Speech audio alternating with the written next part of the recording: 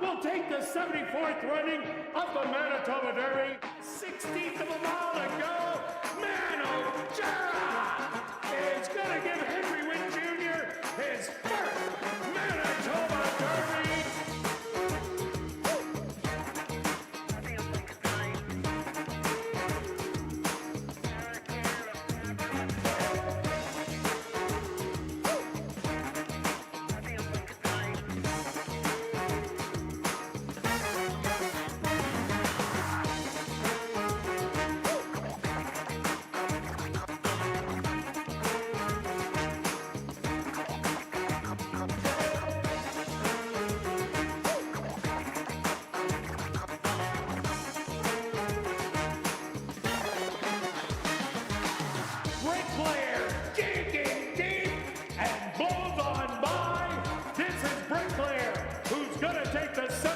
Running of the Manitoba Derby.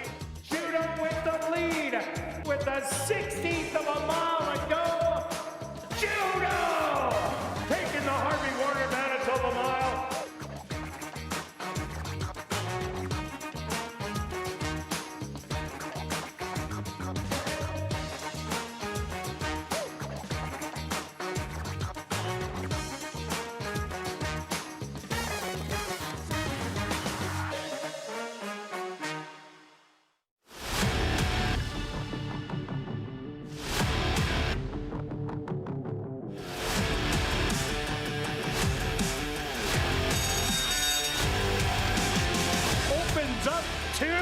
Yeah, baby, you just can't beat them at ASD.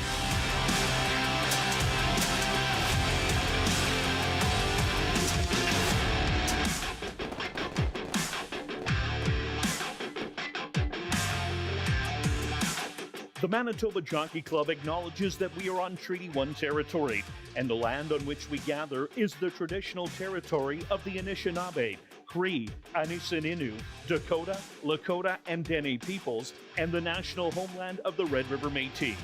We pay our respects to the First Nations and Métis ancestors of this land.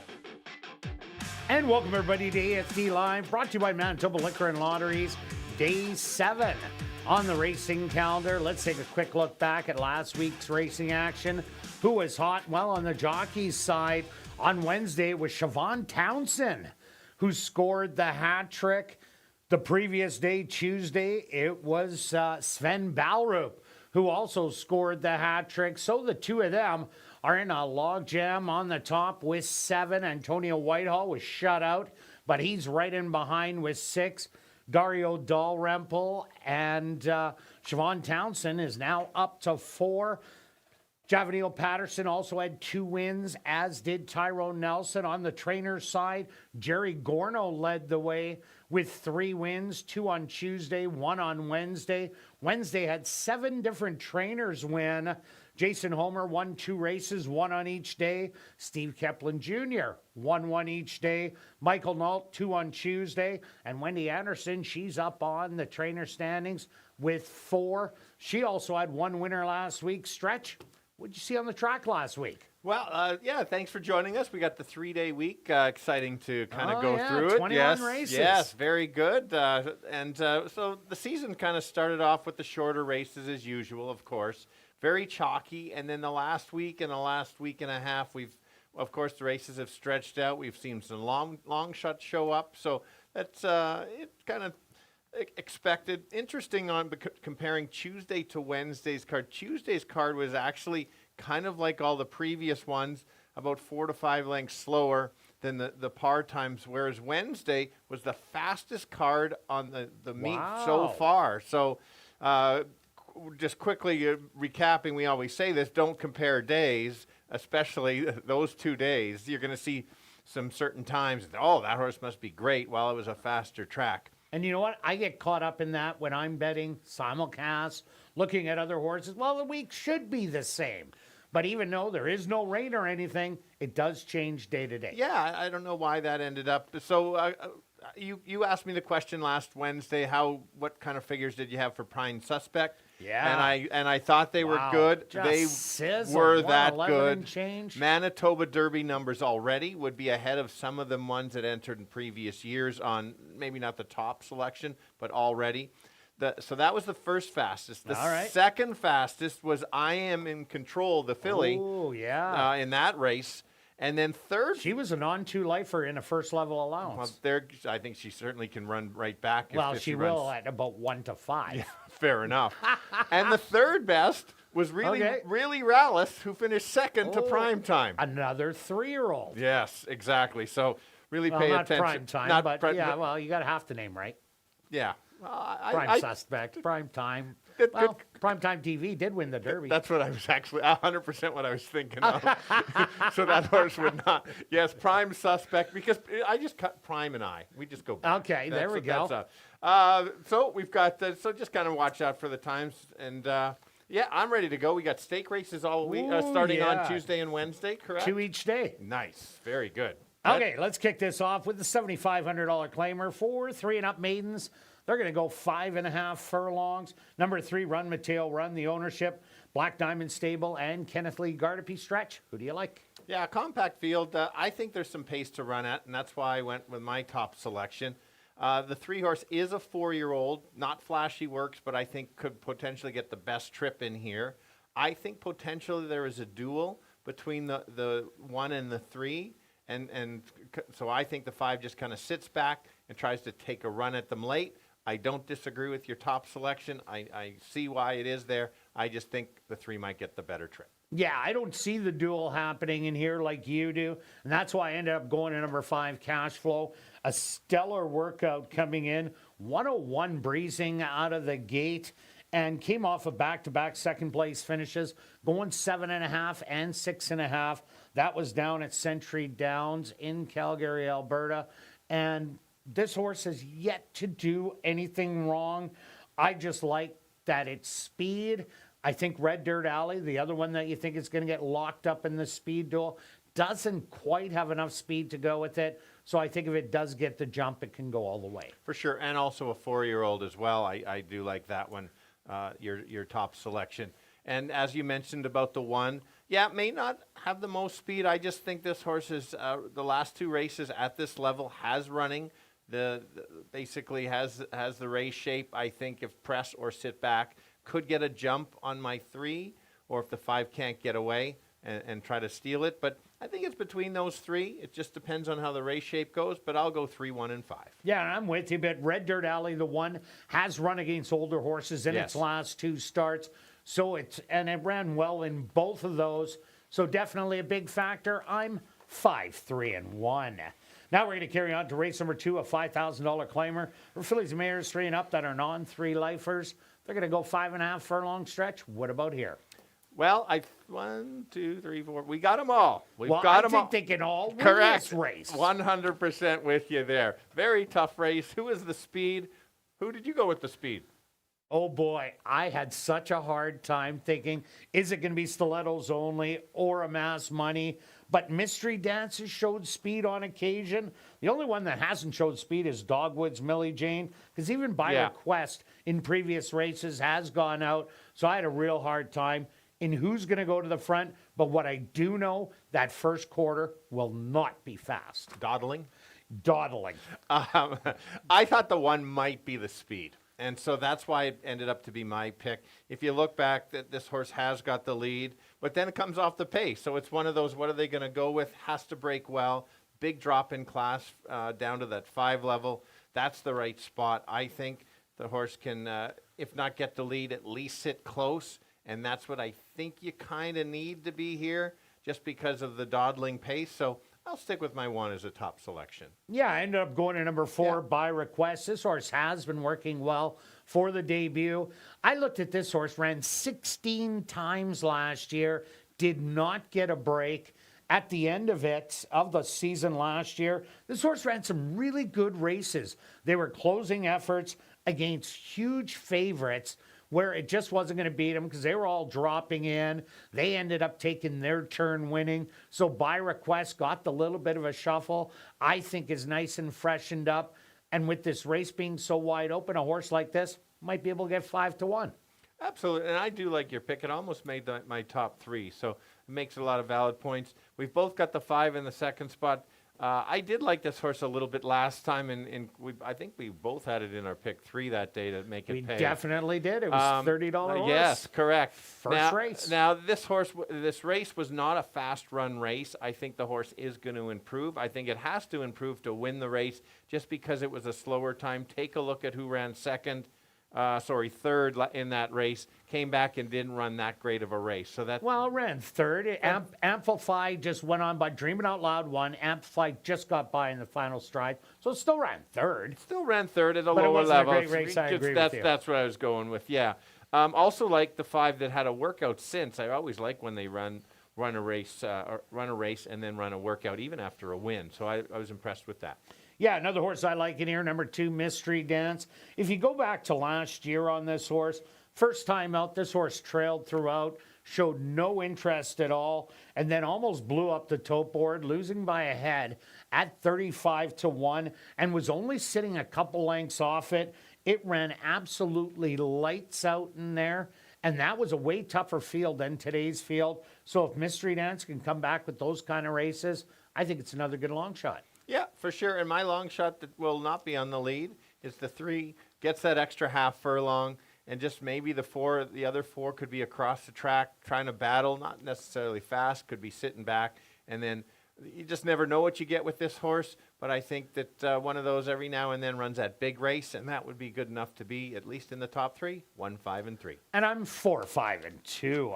Now we're going to carry on to race number 3, kicking off jackpot pick 5 wagering for a $7,500 claimer for 3-year-olds and up. They're going to go 7.5 furlong stretch. What about here? All right. Which of Jerry's horses is going to the lead? Oh, well, one of them is, maybe 2.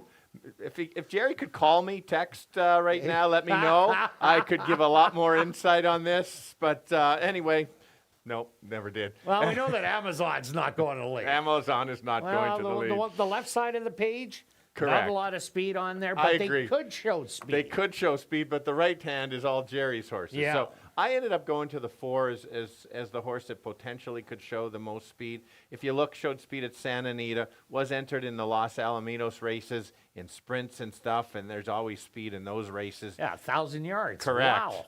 And not getting lapped in there. Correct. And so that's what I did. Last race, I liked the last race, was early and then kind of faded late. But that February 21st was the one that kind of jumped out at me, and that's why I took the horse on top. And if an entry mate goes to the lead, this horse certainly can stalk. Yeah, the other horse I do like is another Jerry Garneau horse, number 6, Wicked Rose. This horse going around 2 turns has run so well down in Nebraska.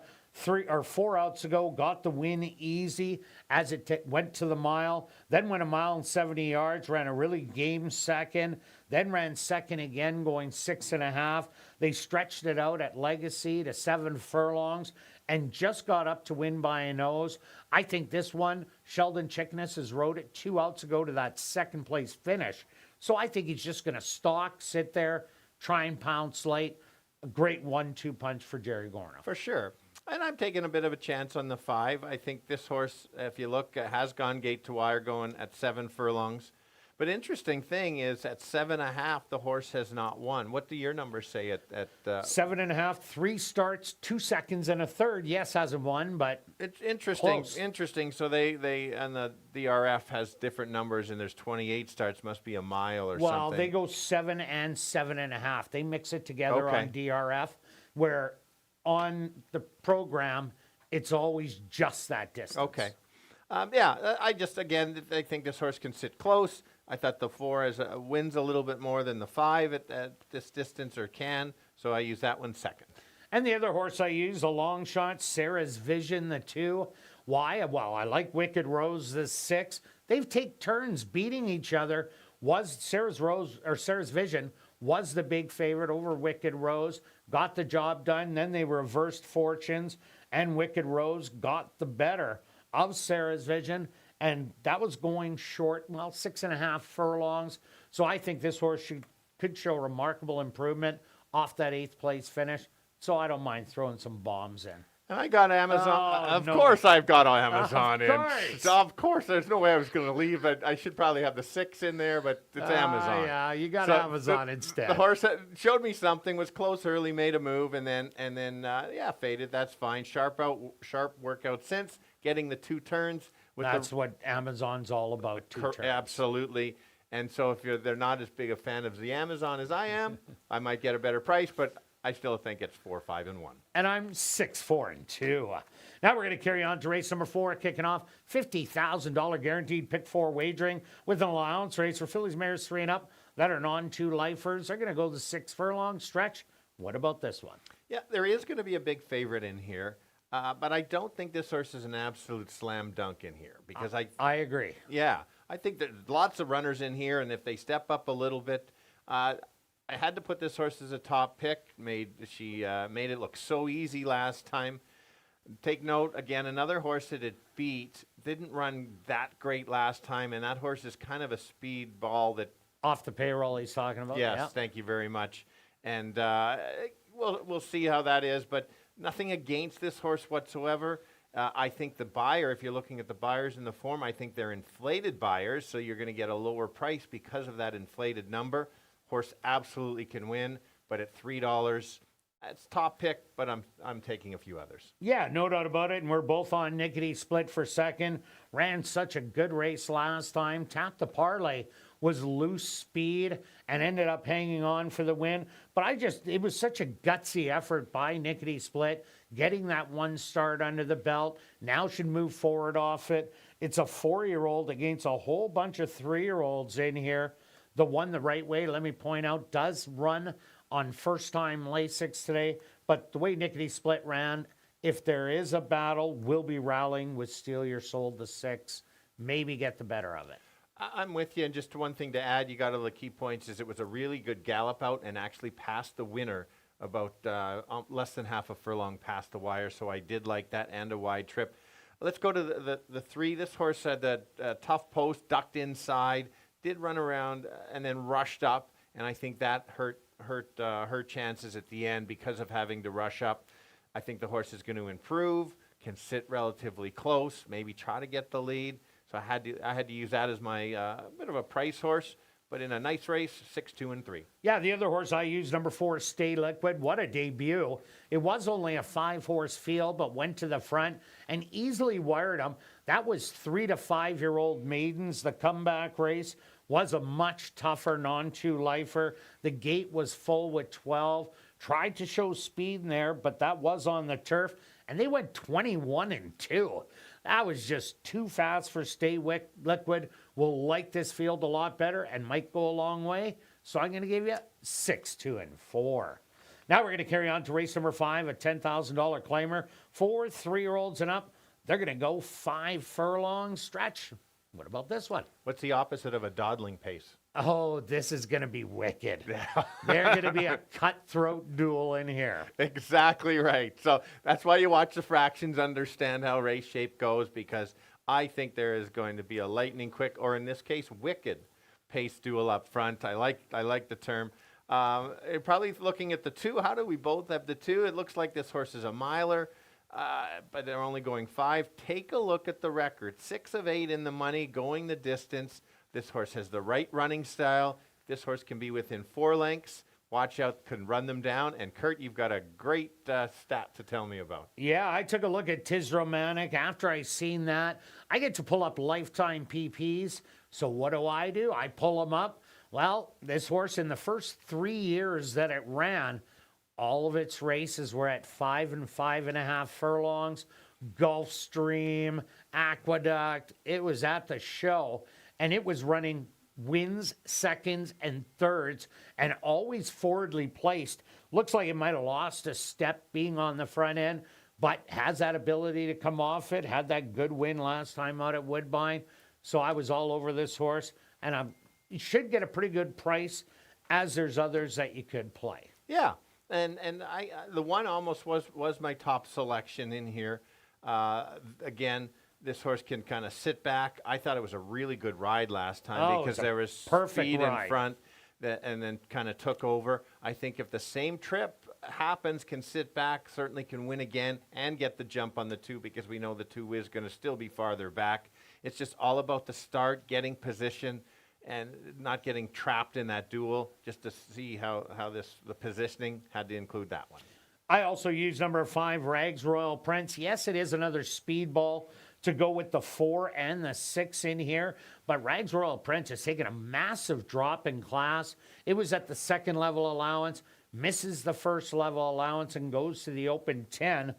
Bergheim, the horse that ran 2nd to Ghost Heroes in the stake. Ghost Hero comes back in the 3rd level allowance. My Liam dropped out of there into the 1st level allowance and ran a really game 2nd after banging it out with the other favorite, Cheap Brady. So getting beat by those type of horses and going into here at the 5 furlong distance, this horse just might be able to fool them all, sit behind, take over, and go. Yeah, no, very good points, and I do have that horse in my sequence bets. I did talk about got to talk about the 3 in here, another closer that finished really strong at the end of the meet. At the start, not so much, but maybe they just kind of figured this horse, or the horse decided to want to run, and I think if they do all battle, a couple of the other ones could set up to at least maybe grab the 3rd spot. Just didn't want to leave this horse out, 2, 1, and 3. And I'm 2, 5, and 1. Now we're going to carry on to race number 6, a $7,500 claimer for Manitoba, Saskatchewan, North South Dakota breds that are non-3 lifers or non-winners of the year. They're going to go 5.5 furlongs. And this is a new condition here at Assiniboia Downs. So the 7,500s for the non-3 lifers, the non-4 lifers, and non-winners of the year, they're in for the $5,000 claiming price. We have 10 in here, two girls and 8 boys. Stretch. Look at you. Yes, for sure. The Rooster. The Rooster, yes. You're good. finally coming to the Rooster. I am coming to the Rooster. Club. I am. Now, thank you for that information. Very good information, and that's important moving forward on just understanding why horses are in the condition. I knew that we were having the same pick, but I could not try to beat you or mock your selection, because this horse ran too good to lose last time. Yeah, but I got 8-1 last time. I'm not getting it this time. I know. I'm surprised you didn't jump off, and then I could have got a price. No way I'm jumping off the Rooster. Yeah, for sure. That lost to the old veteran Del Vecchio last time. This horse was clearly 2nd best. We don't have Del Vecchio in here. This horse, I think, can go gate to wire, control the front end, and go. I like the middle post, not getting stuck on the rail and having to send, so I think it goes through him. Yeah, last time got in a little trouble around the turn, was in a little tight, had to take hold, but the Rooster kept fighting all the way to the wire and just pretty well ran out of ground. That's my top selection. I also like number 2, He Knows We Know. This horse to end off the year was running so good, went in a non-3 lifer, lost by a narrow head to the favorite Silver Creek Kid, then in the comeback race, got up just in the final strides to win by a head. This horse tries each and every time, draws on the inside, a lot of good works to show, fits very well in this race. Absolutely. That's why I had to include the horse. I used the 10, split it in the middle of your 2 top picks. And I liked her first race last time. I did like her last time. I thought it was it was an even effort. We have a solid workout coming in like that. I think this horse is going to improve.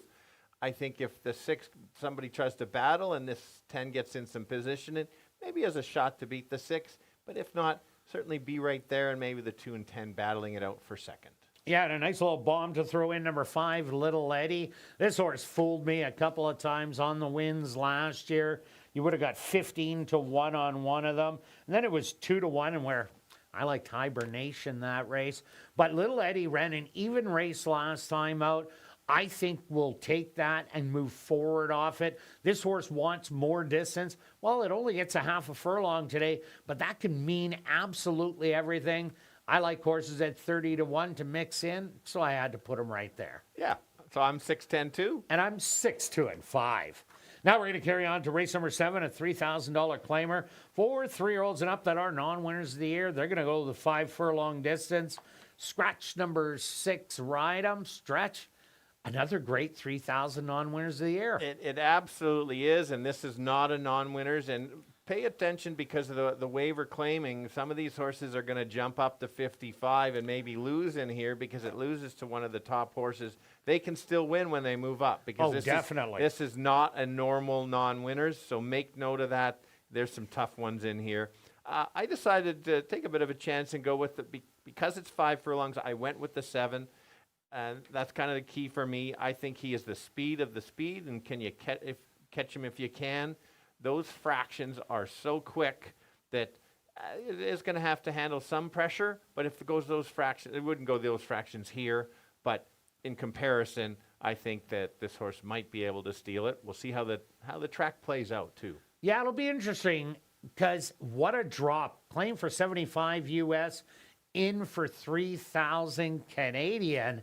Speed coming out of Bling Bling Bling. Speed Cajun Birdie. Speed Del Vecchio. Speed 10 for the big guy. Speed Valerie Valensky. Even Miss Z on the outside has speed. Who doesn't, Stretch? Your top pick. My top pick. Star Canoe. This horse ran absolutely great last time out. 4th beaten 4.5 lengths. Look at the winner, Batty King. What did that horse do? Moved up to allowance, first level. Went around 2 turns, 1 easy.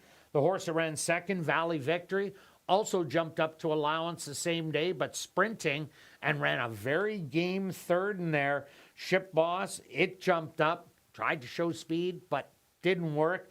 But those 2 were the key. Only lost by a neck for third. Sat back, made a late run. It's going to do the same thing. But now there's 5 horses to push that lead so far. I think this horse just sits back and tries to blow by him. Oh, I don't disagree with you. I just taken a bit of the chance, but I need both of the horses for sure. Oh, yeah, definitely. And so I've got the 5 as my third selection. Got very good for this level to close out the season. I like that the horse likes to win. It's one of those, yes, this horse again is speed, but I thought maybe it's just not fast enough with some of the others and may just get that dream spot and kind of inherit and pass a few of them. I don't know if it can beat the top 2, but I didn't want to leave this horse out just because it likes to win so many races. Those type of horses. Oh, yeah, loves winning at the distance. Correct. So at least the top 3 placing, 7-3-5. The other one I like is number 2, 10 for the big guy. Brings speed to the race, but has shown an ability to stalk and pounce on a couple of occasions. Came from Wyoming Downs, instantly made his presence felt. Won at the non-4 lifer level, won at the 55 wide open, then dropped into 3,000, said, I'm going to beat up on him in here. Well, he did that again. So if he is ready to go, and let me point out, there is a missing workout on 10 for the big guy. May 30th, 3 furlongs, 37-1 breezing. But I'm going to give you 3, 7, and 2. Good luck with all your wagers this evening, and I'll be right back with the changes on this evening's Carter Racing.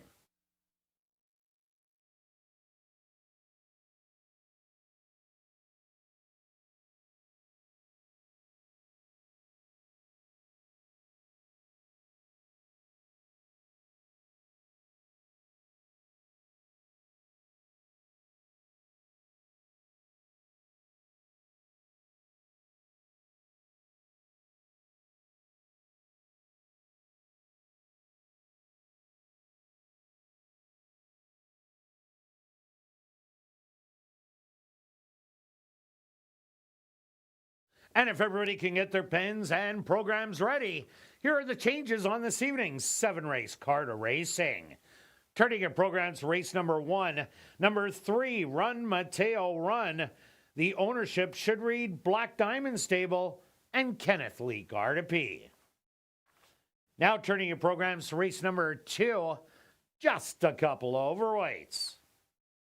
Now turning your programs to race number 3, kicking off Jackpot Pick 5 wagering. There are no changes. The Jackpot Pick 5 carryover just under $65,000. Now turning your programs to race number 4, kicking off $50,000 guaranteed Pick 4 wagering. Number 1, The Right Way will run on first time lay 6. Now turning your programs to race number 5, our VIP Fan of the Night race. Number 2, Tis Romantic. The ownership should read Black Diamond Stable and Kenneth Lee Gardapi. Now turning your programs to race number 6, our first of 2 classic high 5 races. There are no changes. Now turning your programs to race number 7. Number 2, 10 for the big guy, has a missing workout to report on May the 30th. 3 furlongs, 37-1, breezing. Number 5, Cajun Birdie, make the owner Wade Salmon. And scratch number 6, Ride 'em. Well, an absolute gorgeous evening for racing here in Winnipeg. Ooh, I spilled your coffee, Stretch. Sorry about that, buddy. Does that mean I'm not getting any shrimp today? I guess not. How rude. Why would you do that? Well, I have too many winners? Did I have too many winners? I was going to say it wasn't on purpose, but with the look on my face, yeah, it was on purpose. Sorry about that, buddy. Under mostly cloudy skies, the temperature 26 degrees Celsius or 78 degrees Fahrenheit. Light wind out of the south-southeast at 18 kilometers an hour or 11 miles an hour. And the track is listed as fast. A fast racetrack for this evening's 7-race car to racing. We're going to kick it off right here in race number 1 that goes to post in 17 minutes.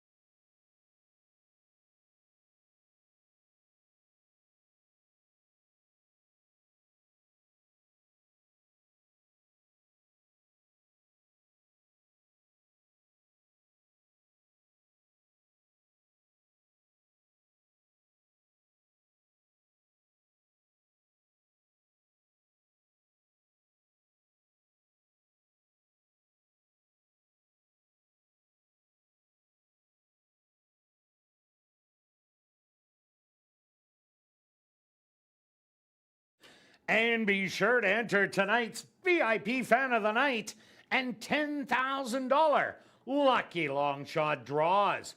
One ballot will get you into both draws, and ballots are available in the lobby. And for our VIP Fan of the Night, you're going to win some great prizes, exclusive behind-the-scenes access, and a chance to watch a race right from the winner's circle. And here's the big one. The person drawn for the $10,000 lucky long shot gets to spin the lucky long shot wheel for a chance to win up to $10,000 cash if the horse with the highest odds wins the last race. And if you're new to racing, make sure you stop by and see Shannon, Roger, and Brad at the Fan Education Center, located on the main level. It's also the place to open a free HBI bet account so you can bet the races right from your phone. Even better, new account holders receive a free $25 deposit, and if you wager $100, you're gonna get $100 in bonus money. And don't forget, tonight is Dollar Night, and we've got some great deals for you on the main and the third floor concessions. $1 bag of chips, $1 pop, $2 regular lemonade, $2 small popcorn, $2 hot dogs, $2 ice cream, or grab a Butter Bud Light for just $5. Have a great night of racing.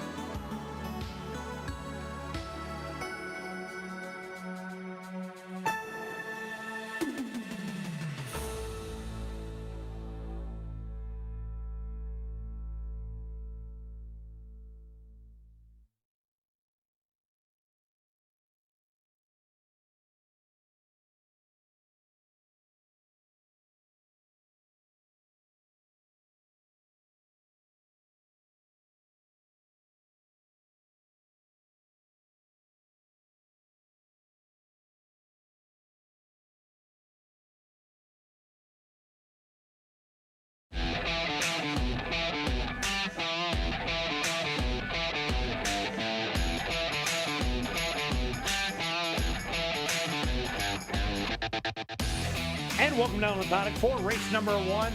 We're kicking off our 3-day week of racing with a $7,500 claimer for 3 and up maidens. They're going to go 5.5 furlong stretch. Who do you got in the opener? Okay, I'm going to go with the Invader from Woodbine from last year. It's a 4-year-old running against a couple 3-year-olds in here. The workouts are just steady, but I do like the running style. So we'll start with I think this horse potentially gets the better trip. You think the 5 has the most speed. I agree with you on the most speed, but I just think maybe has to go a little bit too far. They are going 5.5. I just think the horse sits in the right spot and tries to run down your leaders. Yeah, but I think the 5 just gets away. I really like that workout in 101 breezing out of the starting gate on May the 20th. If you look back at the lines on cash flow from last year, first 2 times it ran, trouble in both of them. Brushed, sandwich, awkwardly, 5 wide, carried, lots of stuff. And this horse just kept getting better. It did drop down to the bottom, maiden 6,000 in the end. But with that speed, and it might be loose speed in here, that could be very valuable. Craig Smith, he usually hits at about 20-25%. So definitely like this horse today. Yeah, absolutely. That's the one you got to catch. I went to the 1 as my second selection in here. Again, can show some speed, probably not as much speed as the 5.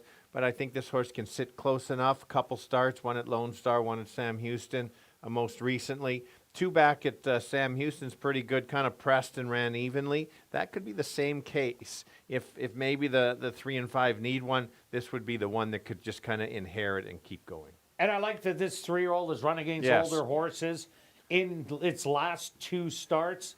Also look at number 2, Stanford Star. Stanford Star, well, only has 1 third-place finish to show for 7 starts here last year. That was a good 3rd place, but the horse does not have a lot of speed. They tried to go to the front in a couple of events, and he had to ride him real hard to get him up there nice and close, and then he ended up fading. So I think he's going to sit back, try and make 1 late run.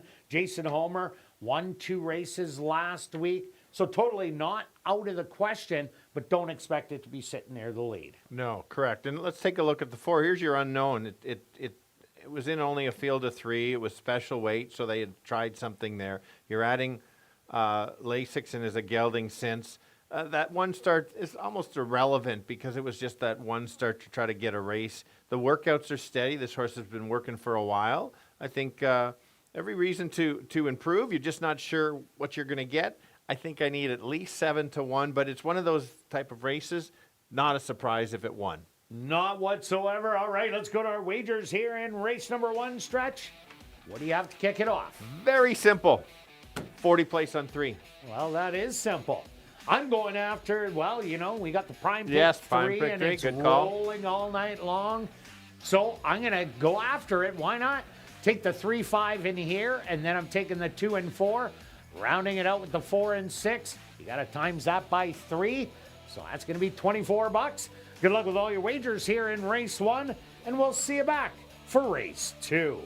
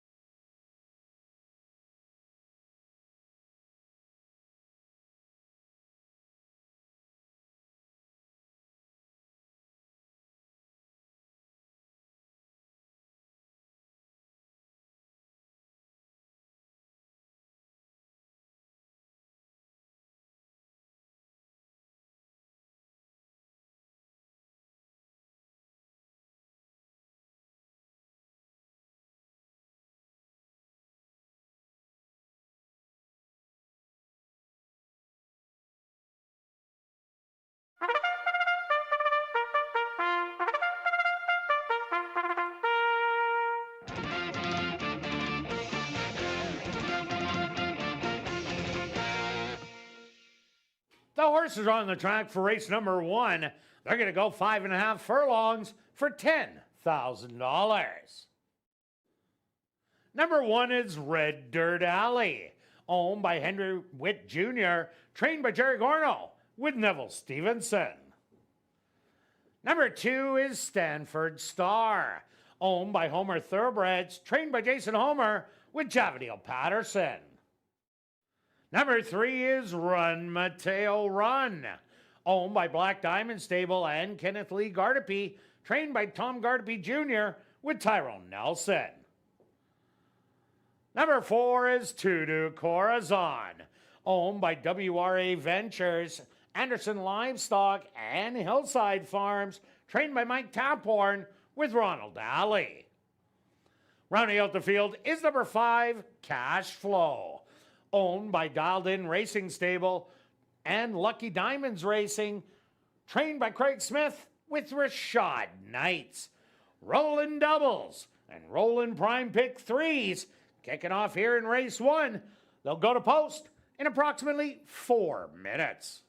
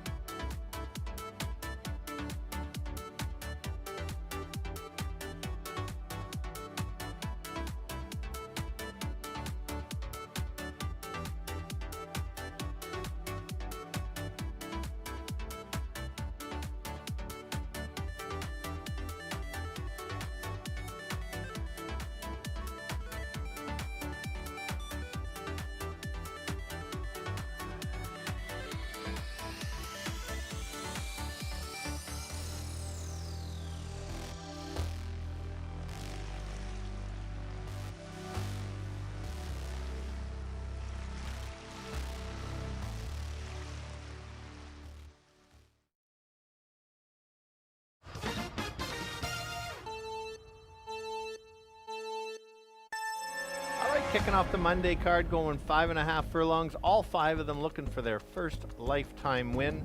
They are maidens. Let's start with the 3. Took some early money. It's starting to go up in odds. I do like that. I think this horse can just get that nice trip, probably sit in 3rd or 4th and try to make one even run. So a couple good races at Woodbine, I think, would repeat here, would make that horse the winner. The 1 horse has been running down south. Couple good performances, showed some speed last time.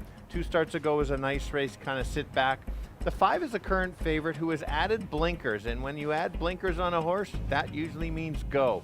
And it's going to be try to catch the 5 if you can, but I'm going to go 3, 1, and 5. Kirt? Yeah, Stretch, I am going for the speed I think is number 5, Cash Flow.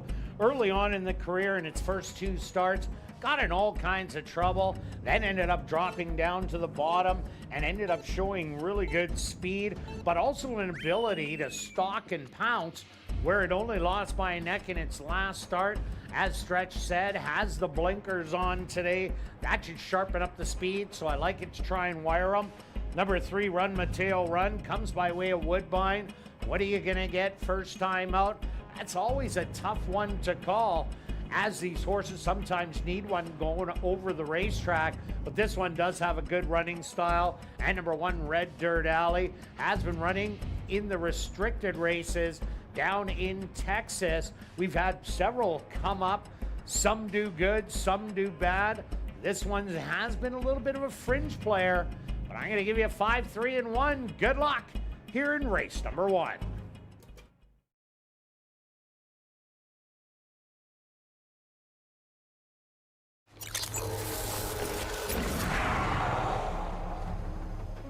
It's now 2 minutes to post time at ASD.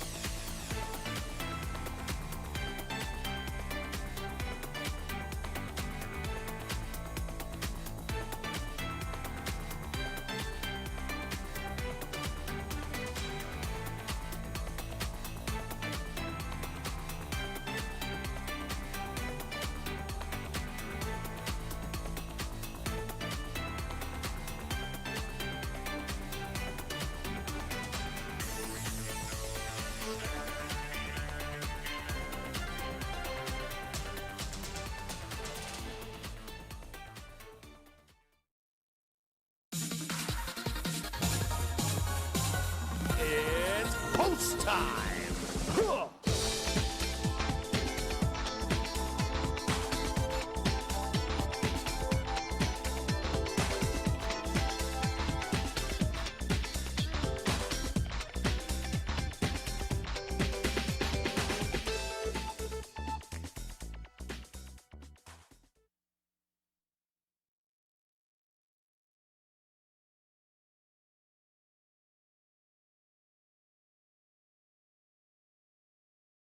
Red Dirt Alley, the first one into the starting gate. Here comes Stanford Star.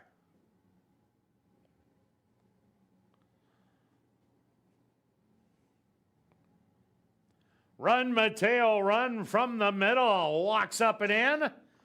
Just 2 left to load. To do Corazon.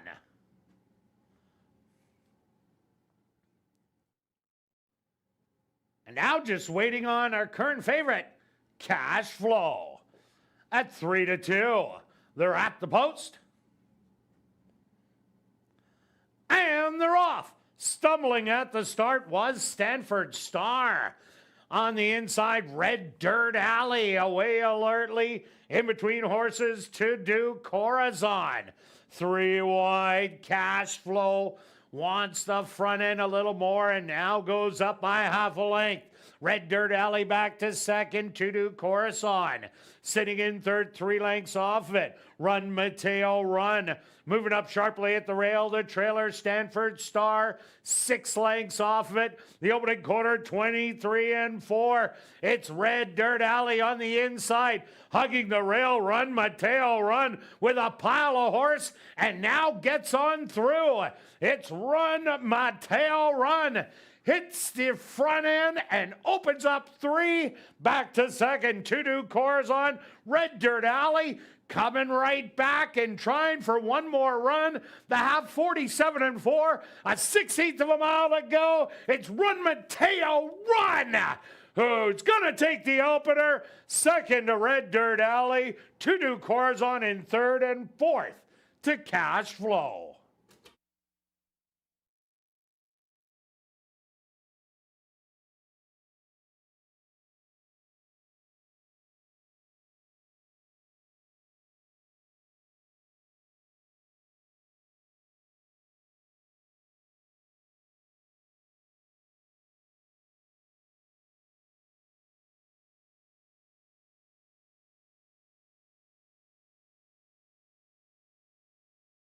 The Stewart's opposed to number 3, Run Mateo Run. As your race winner, second goes to number 1, Red Dirt Alley. Third to number 4, To Do Corazon. And fourth to number 5, Cash Flow. They went the opening quarter, 23 and 4. The half, 47 and 4. 5 furlongs, 1 minute and 4/5. Time for the 5.5 furlongs, 107 and 3.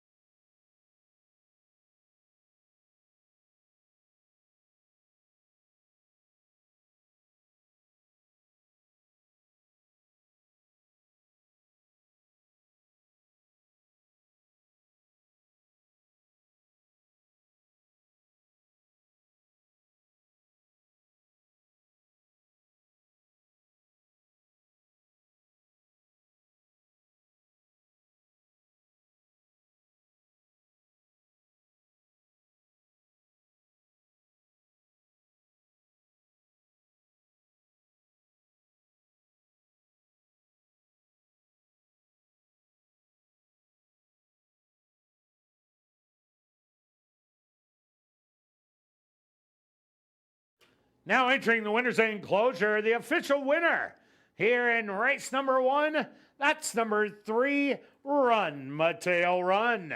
Run Mateo Run is a big gelding, 4 years old, by Instagram, out of the mare Flashy's Legacy by Curlin.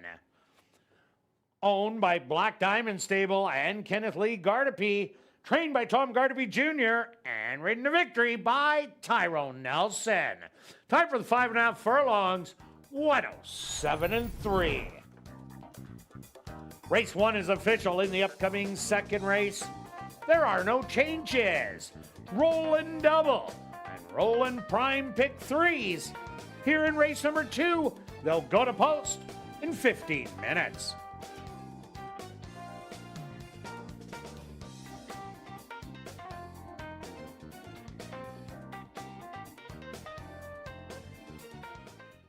Assiniboia Downs 50-50 draw returns each and every race night. Tonight's jackpot is currently $360 and growing.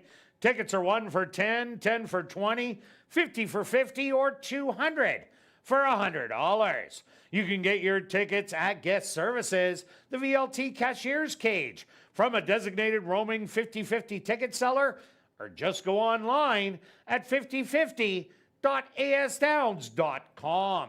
The draw will take place at 10 p.m. tonight, and proceeds will benefit Final Furlong and the Winners Foundation. And please take note that you do not need to be in attendance to win. You can just check our website at asdowns.com for the winning number.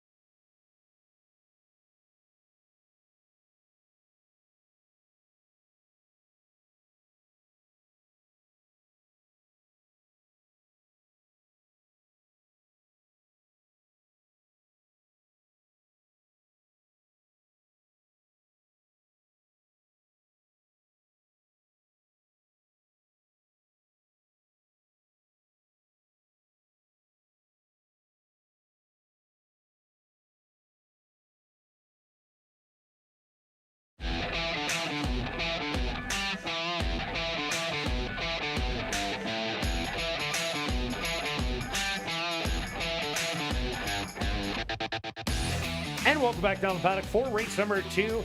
We have a $5,000 claimer for fillies, mares, 3-year-olds and up that are non-3 lifers. They're going to go 5.5 furlongs. Quick look back at race number 1. Well, the speed was Red Dirt Alley and Cash Flow. They battled it out, but Tyrone Nelson just sat there on the rail, waited all the way around the turn, just watching him in my binoculars. I seen a big smile on his face, and then the one kind of blew the turn, and he just had daylight from there to the wire. Yes, yeah, it's just a patient ride, wait there. The one tried to come back on, full credit after battling in the duel. So, all right, moving on, race 2. Remember, there's 7 today, so this is a good race. You could start to pick 3 or play a few other things. I think this is a tough race, as you can see. I agree. We have all 5 horses there. So one of our picks is going to be a winner. Let's start with the 1 is my top selection. Was in for the 10 non-3. Before that was at Fawner for 5. Limited success. That Fawner race 2 back from post 10 on a bull ring like that. That would have been a wide trip. You see 4 wide, far turn. You kind of have no chance. The winner won by 7 who came back. I'm giving a bit of a pass last time, an even effort against a tough field. I think this horse can get a nice trip, sit there. We're not sure who the speed is going to be. Yeah, that is the big question mark in here. Correct. And so the one has shown speed once. I think many of them have been close to the lead once. And so we'll see possibly a dawdling pace up front. We'll see how it goes. We'll see if this horse can improve a little bit. Yeah, I ended up going to number 4 by request. This horse had quite the campaign last year. 16 starts, was able to muscle out 2 wins, a second and 3/3, was 3 for 7 in the money here at the Downs. But those last 3 races, throw out that 7.5 furlong against the boys, but the last 3 ran 4th in all 3 of those starts. So that would have looked a lot better if those were 3rds or 2nds, but it was beaten by a bunch of horses that were taking the drop late in the year. By request has been working really well. I think is nicely freshened up. And this horse, I think, can run real big. And it is taking money right now at 5-2. Yeah, it is that wide open. Nobody's going to surprise us who wins in here. And I could have used that horse for sure. The horse that will be the favorite is the 5. This horse went off at 14-1. If you didn't bet it last time, you're late to the party because you're not getting that. Finally, we were at the party. We were at the party for that one. Yes. Workout since the win. I always like that. This horse, another one that showed speed once at Hastings, going 6, has been close. Again, one start. I think the horse could improve. I think the horse needs to improve to beat this bunch. I need a higher price, but again, no surprise if wins. Yeah, and just to point out that the 3rd place finisher, Short Speech, came back and ran in the same condition and ended up running 3rd in there, beaten by a couple of Manitoba breds. Also look at number 2, Mystery Dance. Well, this is a horse that first time out last year, trailed throughout, beaten double digits, but the next 2 races were unbelievable as the horse only lost by a narrow head to Midnight Candy Storm. And Mystery Dance actually had the lead, and Midnight Candy Storm took it away late. And then I Am Mila held on for that win against Mystery Dance. Any of those type of races, if Mystery Dance can show those, you're going to be rewarded. Right now, currently 5-1. Yeah, and the last horse, 7-1, probably the long shot. It's always a bit of a guess with this one. Last time off a layoff last year, ran a nice 2nd. And it runs a good one, kind of a bad one. This horse will not be on the lead, gets that right trip. Could surprise, at least to be in the money. Again, it's wide open. Yeah, well, it's taking the drop and ran just behind the one amassed money, and it gets an extra half a furlong. Let's go to our wagers here in race 2 stretch. What do you have? Just a simple $3 exacta box, 1, 3, and 5 is total of 18. If you just want to spend 6, make it $1. And I'm going to do a $3 exacta wheel, as I think everybody has a chance. I'm going to go 4 all, and then I'm going to go all 4. A $1 ticket, that's only $8, but $3 for 24. Good luck with all your wagers here in race 2. We'll see you back for race 3. Kick it off, jackpot, pick 5 wagering.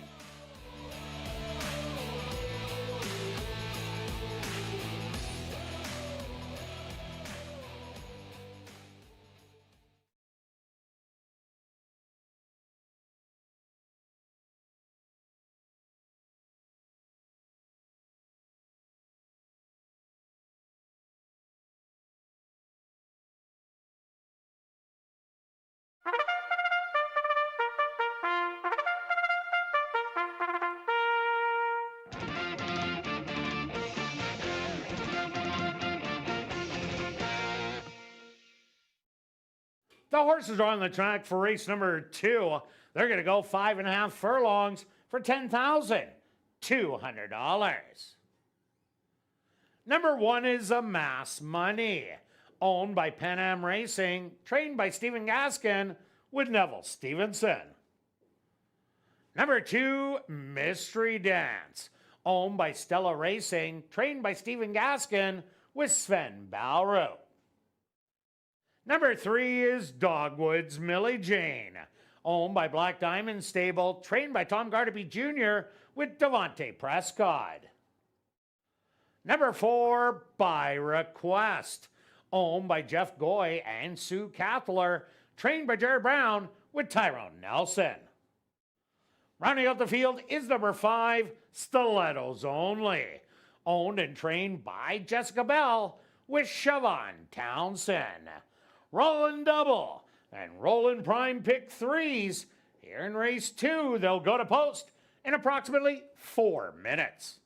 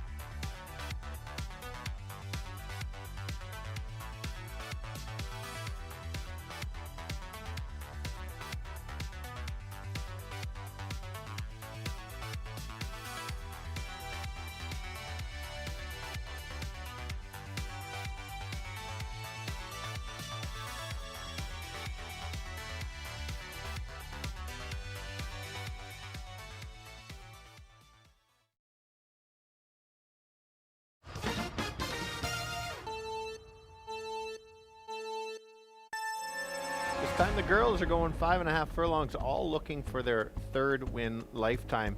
Wide open race, favorites on the outside. I'm going to go to the inside, getting 5-1, like the value. This horse had raced some tough competition last time, drops in class to this 5,000 level. I think a similar effort, slight improvement, put this horse right in the mix. Nice price, certainly can sit close if needed. The other outside horse did win at non-2, moves up to the non-3. Sat just off, made a run. I think, again, another one that can improve. We'll have to improve to beat this bunch. Don't like the price. And the 3 will be sitting at the back and try to make a late run with the long shot. You never know. Let's go 1, 5, and 3. Kirt? Yeah, Stretch, I went long shot hunting also, but number 4, By Request. Real long year of racing last year. as the horse did have 16 starts, did well here at the Downs, 3 for 7 in the money. Throw out the one race, it was against the boys in an on 3, going 7.5, and then 3 fourth place finishes against a bunch of droppers at the end of the year. I think this is a great spot to start off. I'm kind of liking the 7-2. I do like number 5, Stilettos Only. What a gutsy win last time out to get up and win the 3-way photo. This could be the speed of the race. I don't think they're going to be going very fast. So this horse could take it all the way. Just don't like the price. And number 2, Mystery Dance, started off the year last year, ran last all the way through, but its second and third start, both heartbreaking photos, running second. So I'm going to give you a 4, 5, and 2. Good luck here in race number 2.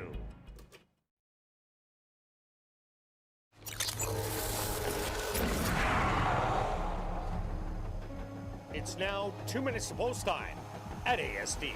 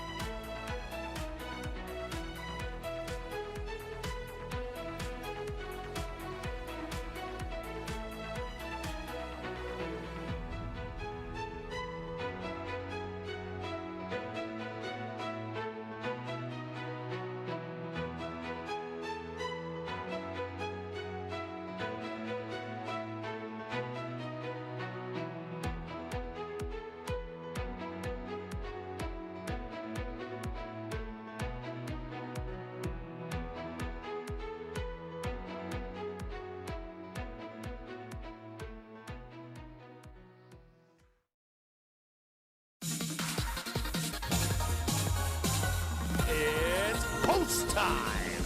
Huh.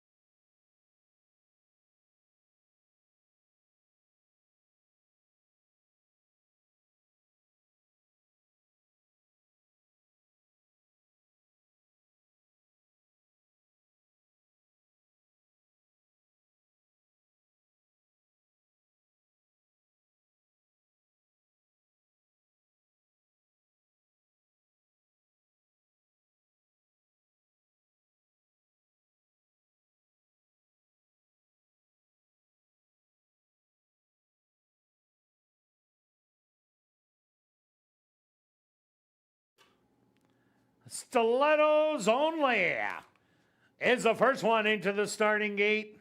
Currently the favorite at 6-5.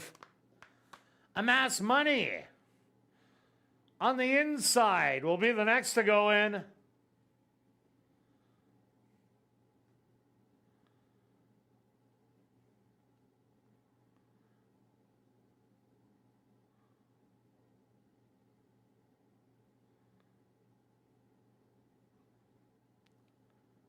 Here comes Mystery Dance. Just 2 left to load. Dogwood's Millie Jane.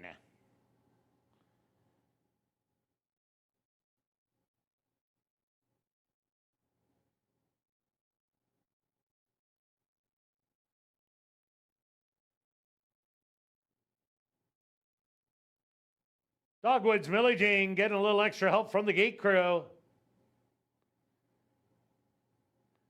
She's in. And now just waiting on by request. They're all set. They're at the post. Mystery Dance fractious in the starting gate. Now settled back down at the post. And they're off. Breaking a little slow was Dogwood's Millie Jane. By request. Straight out to grab the early lead by a length and a half. Amass Money. It's going to put on pressure on the outside in second. Back in third, Mystery Dance. Then it's Stilettos Only, about 5 off of it. And Dogwood's Millie Jane, the trailer. 6 lengths to go after the poor beginning. The opening quarter, 24-3. And it's by request on the inside. Amass Money looking her in the eye on the outside. 2 more lengths back. Mystery Dance hugging the rail. Dogwood's Millie Jane and Stilettos Only still has a lot of work to do as they hit the head of the lane. It's by request on the inside. Spins out of the turn with the lead by 2. On the far outside, here comes Mystery Dance. Amass Money in between horses and Stilettos Only to the far outside. A 16th of a mile to go. Mystery Dance is going to get it done in the second. Second's going to go to number 5, Stilettos Only. Third to by request. And fourth to Amass Money.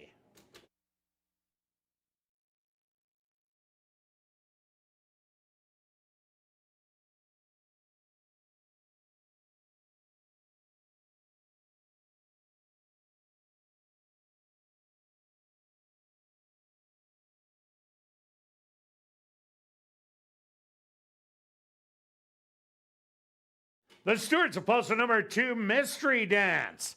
As your race winner, second goes to number 5, Stilettos Only. Third to number 4, By Request. And fourth to number 1, Amass Money. They went the opening quarter 24-3. The half 48-4. 5 furlongs, 101-3. Time for the 5.5 furlongs, 108-1.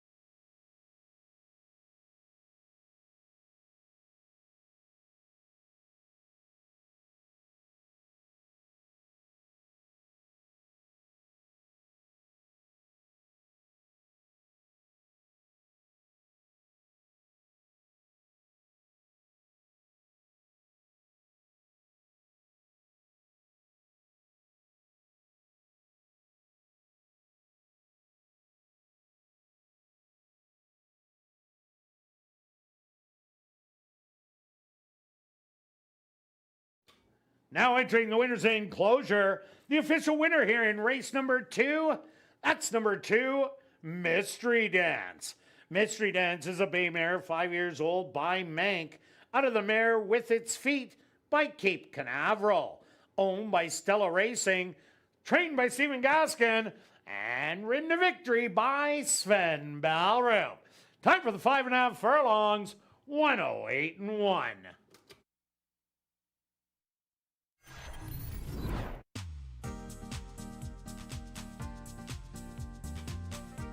Race 2 is official in the upcoming third race.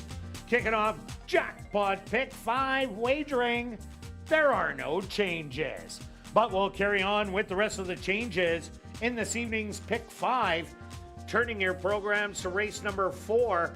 Number 1, The Right Way, will run on first time lay 6. Now turning your programs to race number 5. Number 2, Tis Romantic. The ownership should read Black Diamond Stable and Kenneth Lee Gardapi. No changes in race number 6. Turning your programs to race 7. Race 7, number 2, 10 for the Big Guy, has a missing workout to report June 30th. 10 for the Big Guy worked 3 furlongs, 37-1 breezing over a fast track. Number 5, Cajun Birdie. The ownership should read Wade Salmon. And scratch number 6, Ride 'em. Jackpot Pick 5 wagering with a carryover of just under $65,000. They'll go to post in 13 minutes.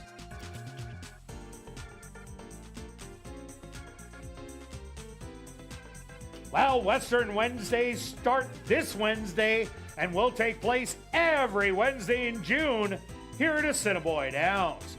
Come out and enjoy line dancing, test your skills on the mechanical ball, and take advantage of some special food and drink specials. Grab your boots and hats and join us for a little country fun every Wednesday in June here at Assiniboia Downs. And don't forget to explore the 140 VLTs in our Club West Gaming Lounge, located on the second level of the grandstand and open daily from 10 a.m. to 1 a.m. And remember, we do have a $500 Crazy Hour cash draw that will take place at 11:30 p.m. each and every race night.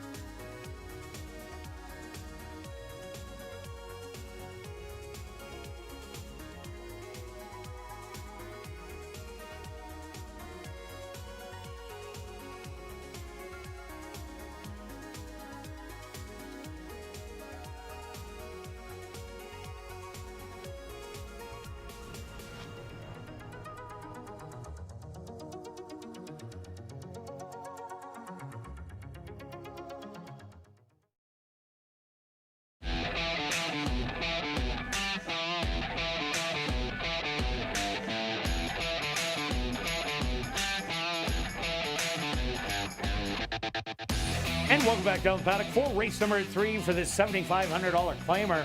For 3-year-olds and up, they're going to go 7.5 furlongs. Kick it off, jackpot pick 5 wagering. Quick look back at race number 2. Well Stretch, Amass Money, and By Request. They were the ones who ended up battling it out, but Sven Balrup sat just in behind, and Mystery Dance did the same thing it did last year, but this time got in the winner's circle. Yeah, you can take a look at some patterns. Not a great first start and then one, and also your angle, which I do like. Sven rode this horse with one of the wins, so clearly he kind of has a feel for the horse. Good race. It's one of those you couldn't figure out the race shape, and you didn't quite know which direction, but a real good horse race. Let's keep it going. The pick 5 starts here. We're going to get, I think we got a shot at the 100,000 if my lone ticket comes in. Here we go. All right, we'll see about that. That's very true. So this is all about another one that there could be a battle up front or not. I don't think there's going to be because Jerry Gorno has 4, 5, and 6. I know Great Amazon can't show speed. Sarah's, I guess, could show a bit of speed. But usually isn't a speed type. Yeah, so I ended up... Wrong direction can, though. Wrong direction certainly can, you're right. I still ended up going with the 4. This horse has shown some speed. Look back at Santa Anita showing some speed. I like that. The last race, in fact, at Fawner, this horse showed some speed. I think at least this horse is going to be in the top 2. And if there's not really a pace, they could kind of run around together. I'm really liking the 5-1. Many things to like. Top selection. Yeah, I even like the name because I've said it so many times. Unfortunately. I like the 6, Wicked Rose also. Wicked Rose, when this horse did start stretching out this year, did really well. Got the win at Fawner Park going a mile. Then in a mile and 70 yards, ran second. Cut back to 6.5, another second with today's rider, Sheldon Chickeness. And then went to Legacy Downs and won there by a narrow nose. This horse, I don't think will be going to the lead, will sit probably in the top 3. I'm thinking 3rd, watch any early action, try and pounce on him late. Yeah, for sure. Let's take a look at the 5. This is the other one I thought had a chance to go to the lead. Last time showed speed at this level in a pretty quick fractions for that day anyway. Has been doing very well close to the lead. Best effort as you take a look at last year, November 2nd, 7 furlongs, gate to wire. That's how this horse can also win. It can also stalk again. It's one of those versatile horses. Doesn't win a lot at the, only 6 wins of 84. Couldn't make it my top selection, though. Also look at number 2, Sarah's Vision. This horse will be long odds, probably at post time. But since I like the 6, Wicked Rose, they've taken turns beating each other. And Sarah's Vision was the big favorite the first time they met. And then Wicked Rose was the favorite. Next time they met, Wicked Rose ended up running second. But throw that last race out. That was no indication how Sarah's Vision can run. Has run a distance of ground and shouldn't be too far off the pace. No, I agree. And nobody's surprised that I took Green Amazon in here. This horse will sit back. A nice workout coming in. Second off a layoff. Good angle for Stephen Gaskin. I think if there is a bit of a battle or the others can't get the distance, this one picks up the pieces. And number 3, Wrong Direction. Here's another one that could show speed in here. Had a great year last year. Had 11 starts and was in the money 9 out of 11 times. First time out, the horse was just in too tough.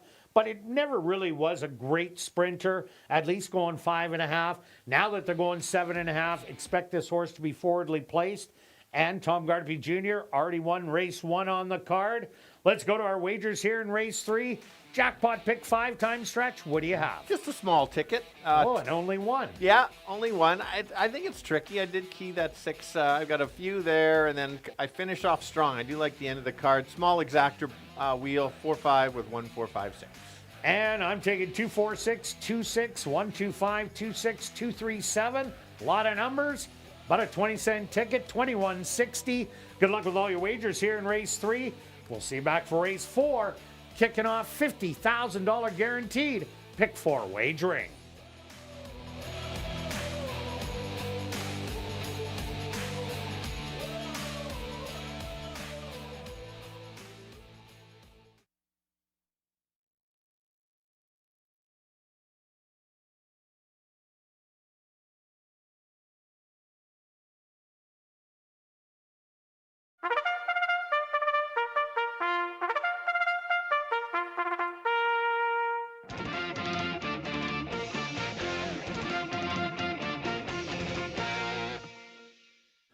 Horses are on the track for race number 3. They're going to go 7.5 furlongs for $15,000.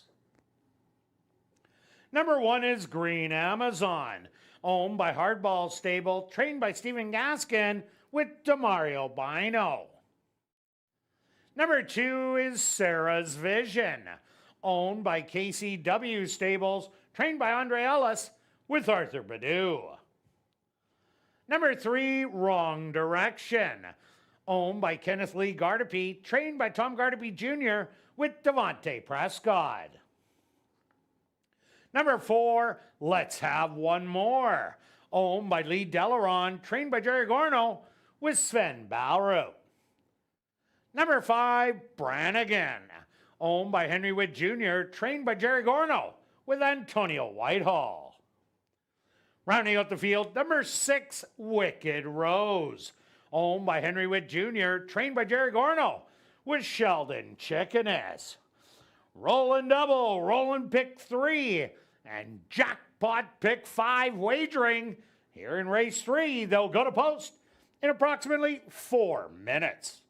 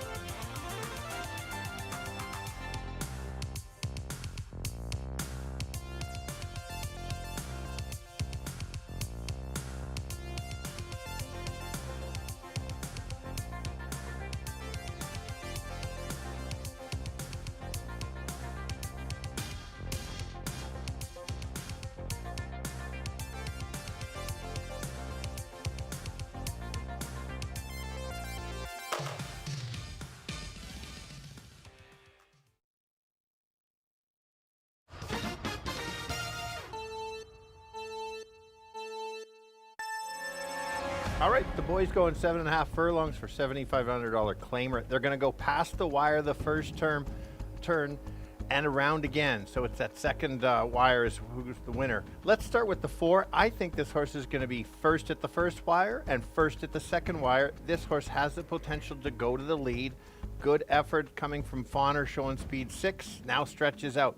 Others to consider is the 5, another one of those that can be close to the pace, which I don't think is going to be a lot of pace, and could run right around the track with his entry mate. If there is a pace battle, maybe a long shot on the 1 at 10-1 Green Amazon. 1 start, workout coming in. He'll be sitting back and try to make a late move. Let's go 4, 5, and 1. Kirt? Yeah, Stretch, I end up going to number 6, Wicked Rose. This horse has been on a roll for 5 starts. 2 wins, 3 seconds, but on a route of ground has 2 wins and a second. This horse, perfect running style, doesn't let the leaders get too far away. My top choice. I also like number 4, Let's Have One More. As you said, this could be the speed of the race. Speed is always dangerous. Here, when it gets loose, they're able to slow it down. They go a long way.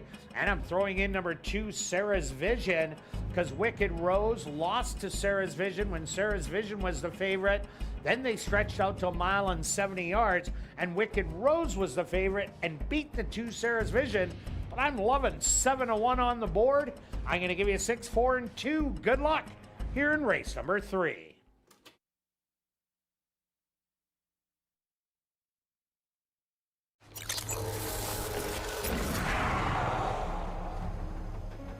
It's now 2 minutes to post time at ASD.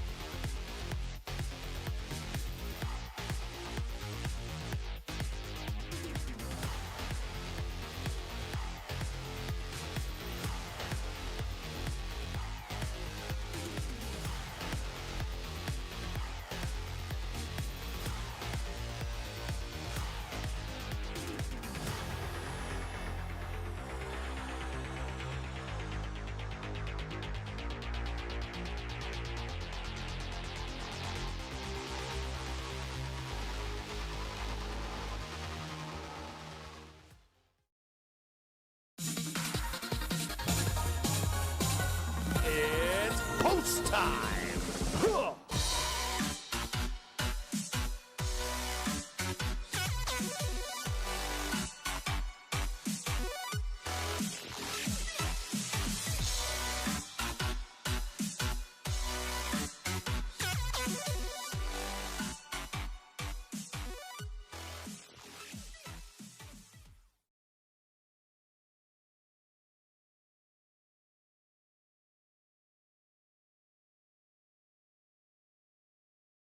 Green Amazon, the first one into the starting gate. Next up, Sarah's Vision.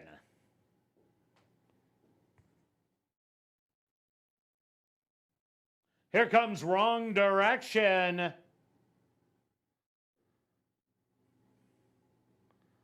Let's have one more. The co-favorite at 2-1.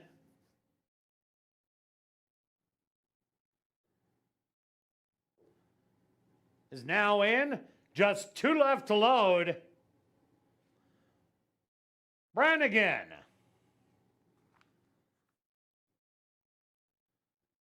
Now just waiting on Wicked Rose. They're all set. They're at the post. And they're off. Stumbling at the start was Let's Have One More, but recovers nicely. Shows a little bit of speed. Also with speed on the outside, Brannigan. Those two separate by a length and a half over Sarah's Vision on the inside.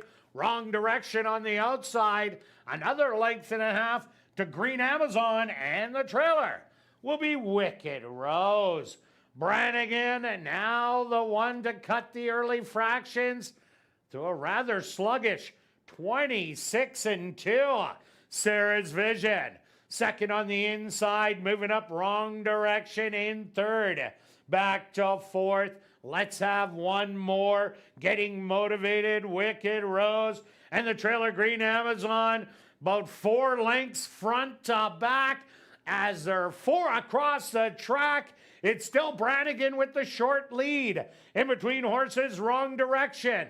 Sarah's Vision hugging the rail 4 wide.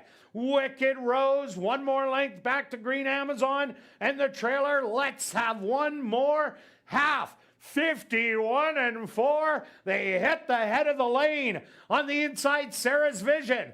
To the outside, Wicked Rose. It's going to be these two hooking up inside the 8th pole. Wicked Rose, Sarah's Vision. A 16th of a mile to go. Wicked Rose, Sarah's Vision. But looks like Wicked Rose. That is really tough between Wicked Rose and Sarah's Vision. Third to Wrong Direction.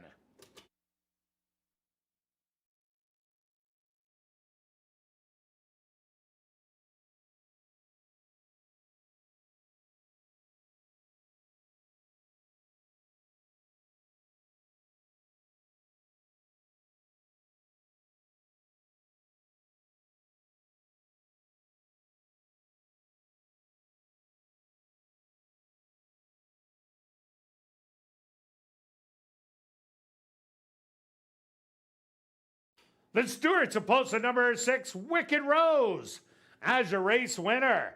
Second goes to number 2, Sarah's Vision. Third to number 3, Wrong Direction.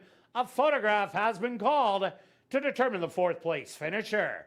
They went the opening quarter 26 and 2, the half 51 and 4, 3 quarters 116 and 4, 7 furlongs 129 and 2. Time for the 7.5 furlongs. 136 and 1.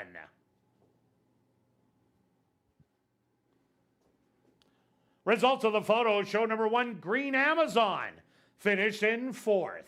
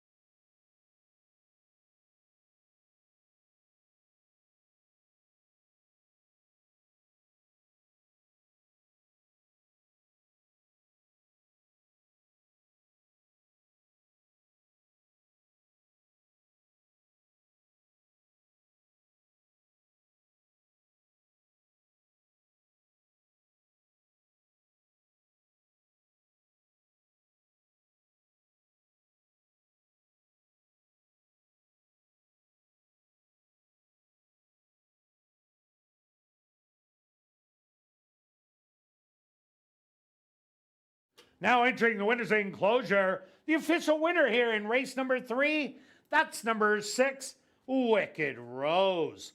Wicked Rose is a big gelding, 7 years old, by Wicked Strong, out of the mare Paloma Rose by City Zip. Owned by Henry Witt Jr., trained by Jerry Garno, and ridden to victory by Sheldon Chickeness. Time for the 7.5 furlongs, 136 and 1.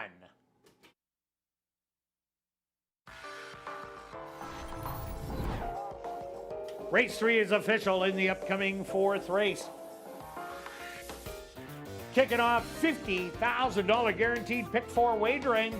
Number 1, The Right Way, will run on first time lay 6. We'll carry on with the rest of the changes in this evening's pick 4. Turning your programs to race number 5. Number 2, Tis Romantic. The ownership should read Black Diamond Stable and Kenneth Lee Gardapi. No changes in race number 6. Turn your programs to race number 7. Number 2, 10 for the Big Guy, has a missing work to report. On May the 30th, worked 37 and 1 breezing, 3 furlongs over a fast racetrack. Number 5, Cajun Birdie. The owner should read Wade Salmon, and scratch number 6, Ride Up. $50,000 guaranteed pick 4 wagering starts right here in race 4. They'll go to post in 14 minutes.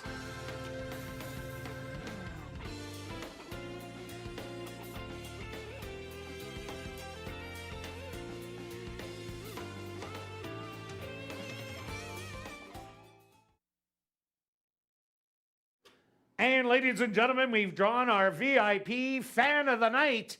Congratulations goes out to Barry Murphy. That's Barry Murphy. Congratulations. You're our VIP Fan of the Night. You have 10 minutes to report to guest services on the main floor, South End. We've also drawn our lucky long shot winner. Congratulations goes out to Bonnie Picklick. That's Bonnie Picklick. Congratulations. You're our lucky long shot winner. You also have 10 minutes to report to guest services on the main floor, South End. And a reminder to get your 50-50 tickets. The jackpot is currently $570 and growing. 50-50 tickets can be purchased at guest services, the VLT cashier's cage, from the roaming sellers, or just go online at 5050.asdowns.com. The draw will take place at 10 p.m. tonight, and proceeds will be supporting Final Furlong and the Winners Foundation. And take note that you do not need to be present to win. Check asdowns.com for the winning number. And a reminder to take advantage of our amazing dollar deals on the main and the third floor concessions. $1 bag of chips, $1 pop, $2 regular lemonade, $2 small popcorn, $2 regular hot dogs, and $2 ice cream. And add to it a Butter Bud Light for just $5.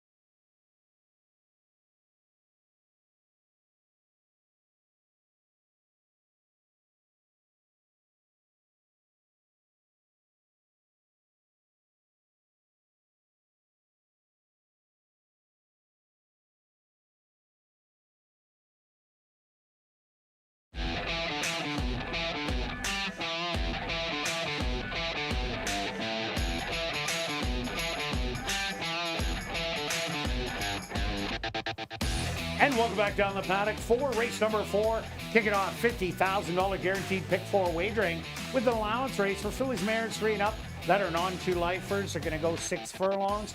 Quick look back at race number 3. While stretch, it ended up being the rematch. Sarah's Vision, Wicked Rose, noses bobbing on the wire. And Wicked Rose now is up by 1 on Sarah's Vision. Well, what a great race at a big price. It was a great race. Another race that you didn't know the speed, and sure enough, you went 26-2, was it? Yeah. Well, the 4-horse stumbled out of the gate. That's true. Changed everything dramatically. Yeah, so it can make it tough. Good selections. You hit the pick 355. Yeah, very nicely that's done. A nice little hit to start it off. Okay, here we go. Pick 4 time. Good sequence. Bunch of horses in each race. And it'll go flying over the 50,000 as always does. My top selection and yours is the 6-horse Steal Your Soul. I thought they would have been betting this horse down a little bit more. The horse makes sense. Real good effort. Crushed the field last time. It's just a matter of where does this fit? Can this horse move up into this a little bit tougher field? I think so, but I think the horse is going to have to improve. But after that one start over the track, they usually do. Well, and Steve Kepplin Jr. batting at over 50%. That's not a bad thing. We also both like number 2, Nickety Split. Well, this is the lone older horse against the 3-year-olds. Nickety Split ran a great race last time out. Tapped the parlay, hit the front end, and just didn't stop. But Nickety Split tried every step of the way, all the way to the wire. A duplicate effort. Might be rallying with Steal Your Soul in here and giving it a shot to upset, even though right now the favorite at 3-2. Yeah, so many good points there, Kirt. And this horse going to 6 furlongs is only going to help and can stalk. I've got the 3. This horse was along the rail last time, broke inward with that a temporary rail. It ducked in. And so it's a new surroundings for the horse. I think the horse is going to improve.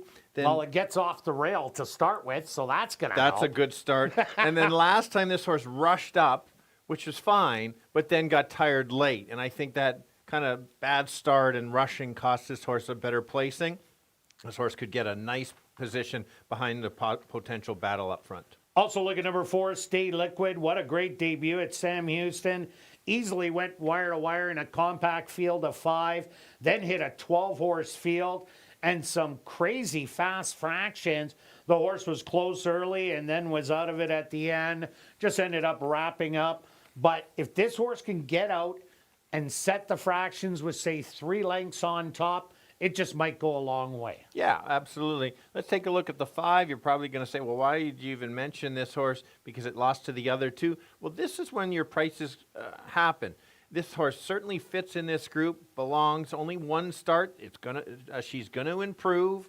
And it's just a matter of with the training. And Lisa's starting to heat up with her horses. This is prime for an upset. And that 5th looks bad, but it was only 3.5 lengths off it, 2 lengths behind the 2. Also look at number 1, The Right Way. Will run on first-time Lasix today. Was the 6th place finisher in the Tap the Parlay race. Didn't run a bad race at all. Maybe the additional Lasix might help it out. Might be forwardly placed in here with the lack of early speed. So it does have a chance. Let's go to our wagers here in race 4. Pick 4 time stretch. What do you have? How did you get 2 spots? Well, you can't take them all. Well, you can. I can. I tried. All right. I got 2 pick 4s. I've got a key in that 2, 3, 4, 6 with 1, 2, 3, 4 with the 6 with the 3, 7. Then a small saver 2 and 6, 1, 2, 6, 10, 3, 7. Only 48 with the 2 tickets, and I got to go 40 to place on the 2, trying to build that up. And I did a bigger ticket for 36 and then a little El Cheapo for $12. Good luck with all your wagers here in race 4. And we'll see you back for race 5.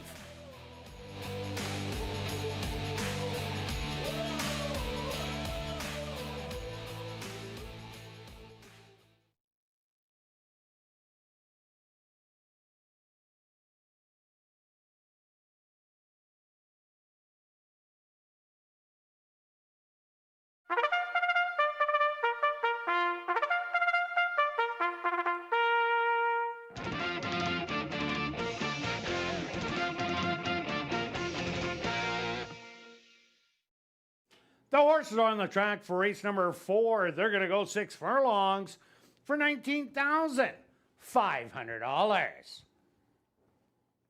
Number 1 is The Right Way, owned by Wind Dancer Stable and Keith Wright, trained by Wendy Anderson with Karen Kilowan. Number 2, Nickety Split, owned by Jerry Lambert and Lynn Matthews, trained by Jared Brown with Antonio Whitehall. Number 3 is Bougie Britches, owned by Wind Dancer Stable and Norm Suderman, trained by Wendy Anderson with Demario Bino. Number 4, Stay Liquid, owned by Henry Witt Jr., trained by Jerry Gorno with Dario Dalrymple. Number 5, That's Neytiri, owned by Artisan Farms, trained by Lise Pruitt, Sierra Pruitt aboard. Rounding out the field is number 6, Steal Your Soul, owned by Drop-In Racing, James Keplin and Steve Keplin Sr., trained by Steve Keplin Jr. with Sven Ballroom. Rolling double, rolling pick 3, and $50,000 guaranteed pick 4 wagering. They'll go to post in approximately 4 minutes.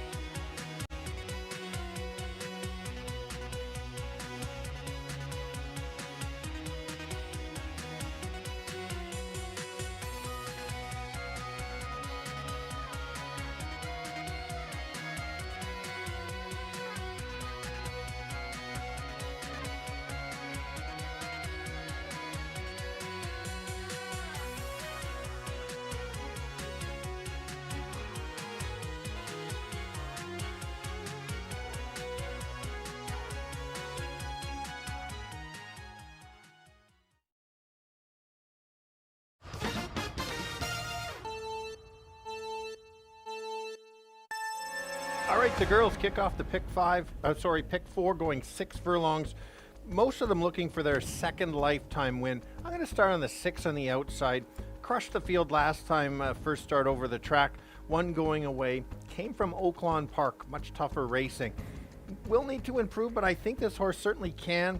Just looks so good, repeat effort, watch out. The 2 horse I like as well. I don't like the price. I think it's too low of a price, but this horse will get a better trip and can finish with 1 run. Very good gallop out.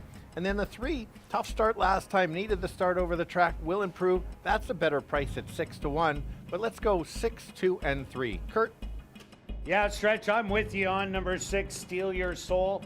A really impressive winner last time out. Didn't beat a lot in there, but did it so easily. And since this race is 6 furlongs, this horse looked like he could run all day long. He's the one to beat. And actually a pretty good odds, 8-5. I do also like number 2, Nickety Split. Here's a horse that ran really good to a loose speed horse who ended up going wire to wire. This is a lone 4-year-old tackling the 3-year-olds, and she just keeps improving with every start. And number 4, Stay Liquid. Well, you get the top trainer, Jerry Gorno, and a horse that ended up going wire to wire in its lone start at Sam Houston. Next time, ran on the turf, and they rattled on the front end. This horse does get loose. Could be the one to be caught. 6, 2, and 4 for me. Good luck here in race 4.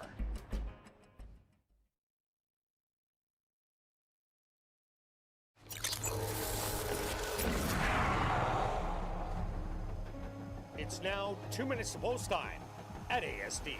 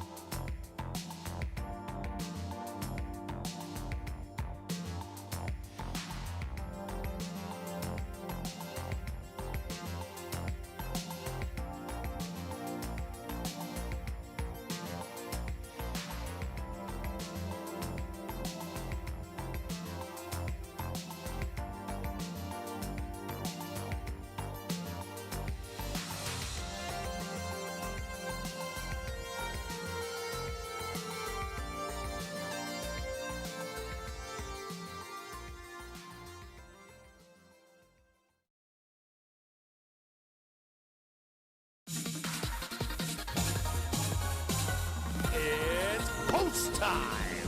Huh.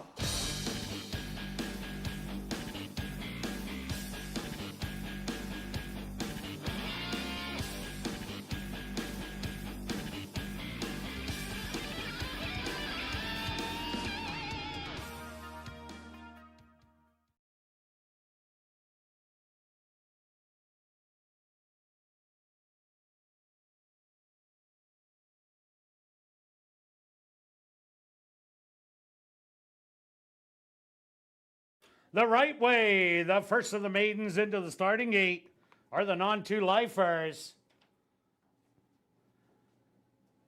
Nickety Split will be the next to go in.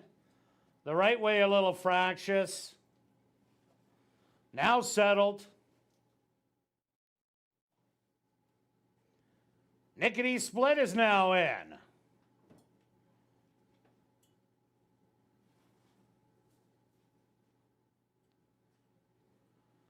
Bougie Britches walks up and in. Here comes Stay Liquid.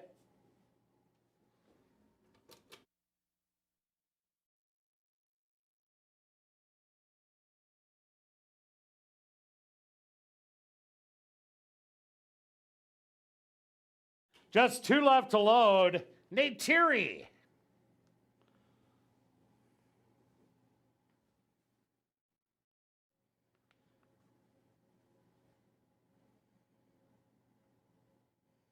Now just waiting on your 4 to 5 favorite, Steal Your Soul. They're all set. They're at the post.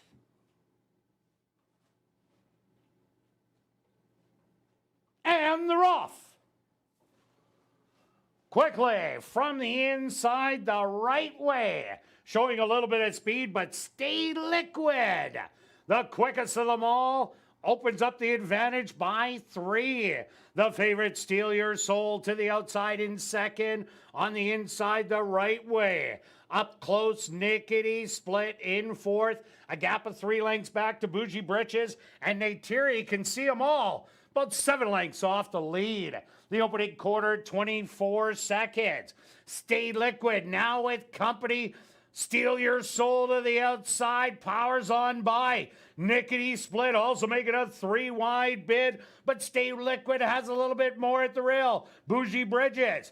1.5 back, making the wide move. Then it's going to be the right way. And Neytiri, the half 47-3. They hit the head of the lane. And Steal Your Soul with the lead by a length and a half. Here comes Nickety Split to the outside. A belated rally from Bougie Bridges. But Steal Your Soul now kicking it in and gonna win by 3.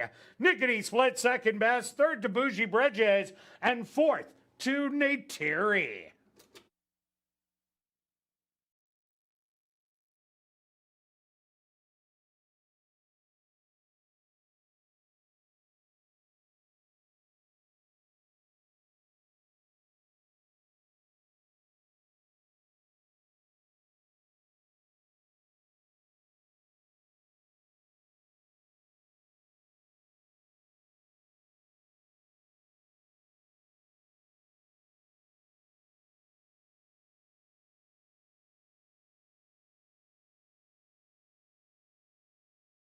The Stewards opposed to number 6, Steal Your Soul, as the race winner. Second goes to number 2, Nickety Split.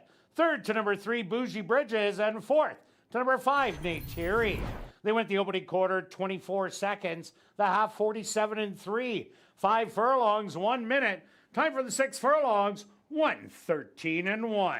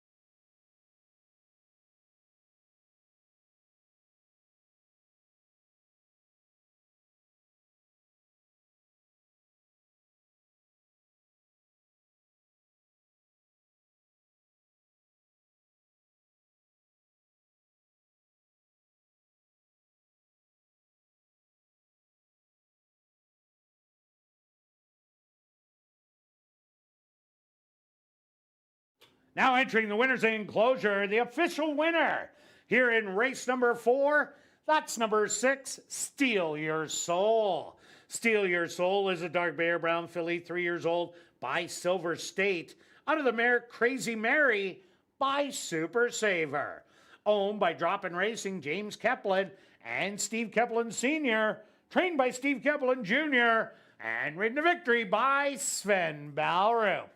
Time for the 6 furlongs, 1:13-1. Congratulations goes out to jockey Sven Balrup, who scores the double. 2 wins for jockey Sven Balrup.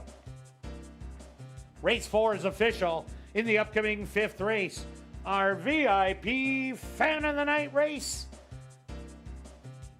Number 2, Tis Romantic. The owner should read Black Diamond Stable and Kenneth Lee Gardapi. Rolling double and late prime pick 3. Here in race number 5, they'll go to post in approximately 17 minutes.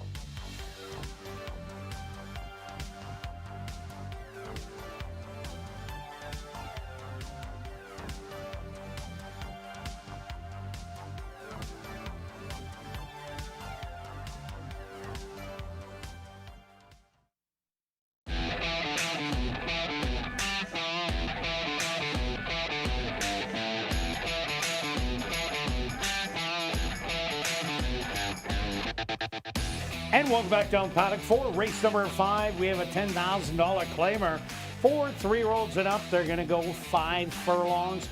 Number 2, Tis Romantic, the owner, Black Diamond Stable, and Kenneth Lee Gardapi. Quick look back at race number 4. Well, a pretty confident ride by Sven Balrup. The speed went out there, a Stay Liquid, but then he just creeped up on the outside and down the lane. There was no doubt that he was going to take it all the way. Yeah, a couple good rides. Antonio tried to put the 2 in the right spot, which he did. Oh, he did. He just ran out of horsepower late. Correct, exactly. And Sven just kind of waited, and a real good move. And good horse race, good time. The 6 did improve. Well, the 2 actually and did the 2 as improved well. also. Absolutely. Won't have to face that horse next time. But even Nate Thierry ran a yes, good race. Good couple good races. Okay, here we go. Thanks for playing the pick 4 over 86,000. I think most would be alive in that. You're Well, alive. I'm alive, so yeah, everybody's alive. Is there anybody not? Anyway, here we go. Another good betting race. We talked about it the earlier races where there wouldn't be much pace. Not the case in here. They are going to be going quick early. Both Kirt and I are on the 2 horse. Oh, by the way, Colin is on camera today, Kirt. He's doing a great job. He's newer. Yes. He's figuring out where we go, jump all around. Anyway, back to the 2. This horse, Kirt did some real good research about this horse doing very good at 5 furlongs. It looks like he hasn't run that in a while, but you look at the distance in the distance and how successful. 6 of 8 in the money. This horse will not be on the lead. Should be sitting about 4 or 5 lengths back, which is fine because they're going to be going so quick. Try to make that late run. If it's ready to go, I think the horse can be right there. Don't like the price, though. Yeah, and a lot of the races were on the dirt at Gulfstream. That it did run the 5 furlong races, was a stalker and a pace setter in both of them. So definitely, this is a horse that right now at 8-5, a little short. But the Tom Gardapi horse in race number 1 started off the same. Ended up going off at a little higher as a second favorite. Another horse I like in here, number 5, Rags Royal Prince. Yes, it's going to get caught up in that speed duel with probably the 4 and the 6. But this horse has taken a massive drop in class from the second level allowance, which is just under the stakes horses. And it battled every step of the way before tiring late down the lane. Now it goes 5 furlongs. Yeah, there's other speed in here, but there isn't the kind of speed that it had to go against last time. If you want to go for a horse that's going to be right there early, this could definitely be it. I agree with you. I just didn't quite make the top 3, but I wouldn't be surprised if this horse could steal it. This one horse impressed me last time because you thought the horse would go to the lead. Decided to sit just back and make a nice move and take over late. Probably has to do the same in here if it gets in the battles in a duel. I don't think the horse will be around at the end. But again, 2-1, I guess that is the morning line. It's such a competitive race. I need a higher price. Yeah, definitely. Also look at another speed, number 6, Chicago's Gray. This horse went right to the lead, was right there until about the 8th pole, and then ended up backing up to be beaten by 5 lengths. I think really needed that start under its belt. It ran at the 3rd and 2nd level allowance, showed speed in there, but hasn't been in this kind of a race with so much speed. But if speed is going to hang on, maybe the 5 and 6 run around, and 9 and 6-1. We've seen that many times. The other closer in the race at Bossy Holiday, the 3 horse, steady works coming in. The 5 furlong works, 3 straight, like that. This horse will be sitting back. I think it's probably a little short for the win, but I think this horse certainly can grab maybe 2nd or 3rd, especially if a bunch of them really battle it out and the pace is too quick. And number 4, in Vronsky style, was in a 10-on-3 lifer. Last time out, got the lead rather easily, and then ended up backing up. The 5 furlongs is the perfect distance, but the company in this race is going to be so much tougher than the last time in Vronsky style. If this horse can somehow come off the pace, which it has in the past, that'll be way more valuable in here. Yeah, let's take a look at the 7. Don't forget to turn the page. I almost forgot to turn the page. What? That would be the first time, wouldn't it? Yeah, right. Tough start the last couple races. Obviously needed that prep last time. Just in too tough. That's just too good of race field. Was off a couple years almost. I think don't disregard this horse to be maybe in the 4th spot or so if you're playing the Super. This is a type that could maybe stalk and grab a piece. All right, let's go to our wagers here in race 5 stretch. What do you have? I've got a pick 3, late pick 3. I'm still alive in that, but in the pick 4. But 1, 2, and 3 with 6, with 2, 6, and 10. 40 to place on the 2. I should have played the last pick 3. That Yes. paid really good also, $130. But I'm going after the daily double as there is rolling doubles. I'm going to do a $10 double, 1, 2 in here with the 6. Good luck with all your wagers here in race 5. We'll see you back for race 6 for classic high 5 wagering.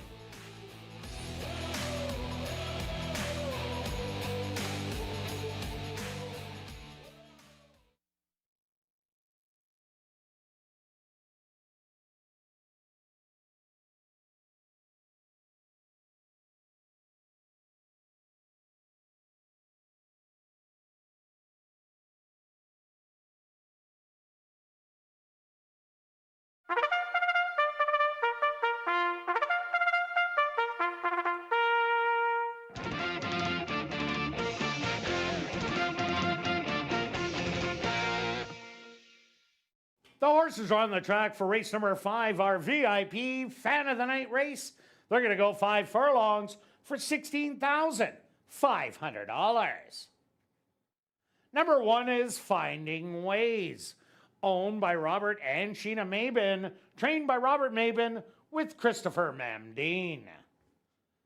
Number 2, Tis Romantic, owned by Black Diamond Stable and Kenneth Lee Gardepy, trained by Tom Gardepy Jr. with Tyrone Nelson.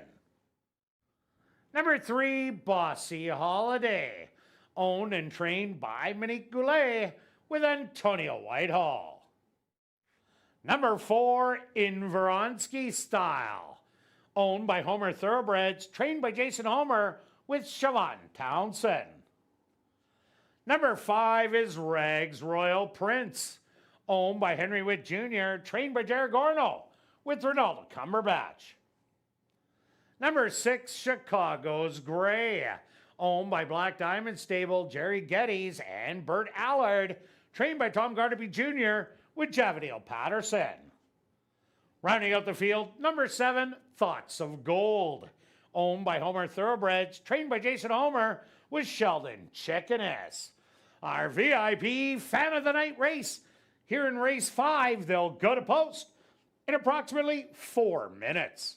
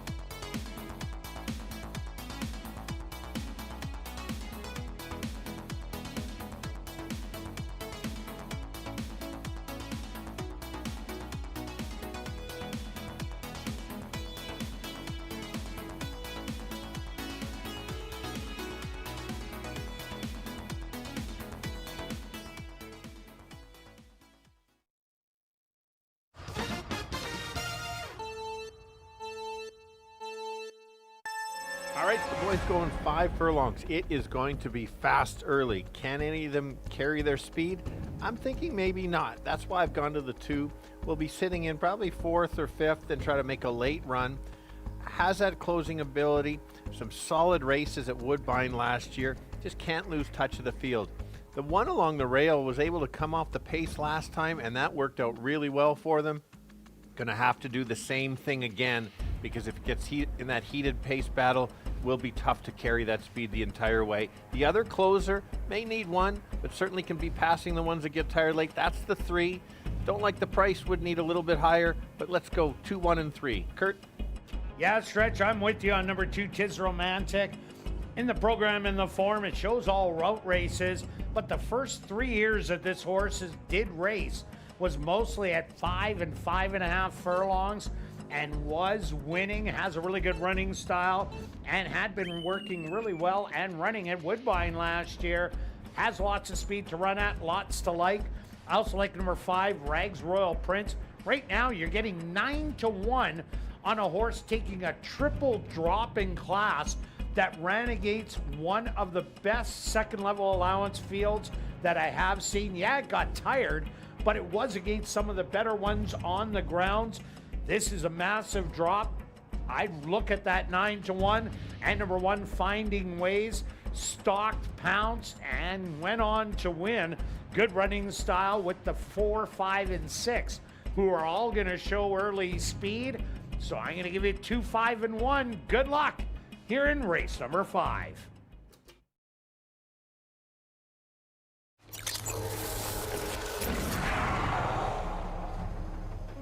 It's now 2 minutes to post time at ASD.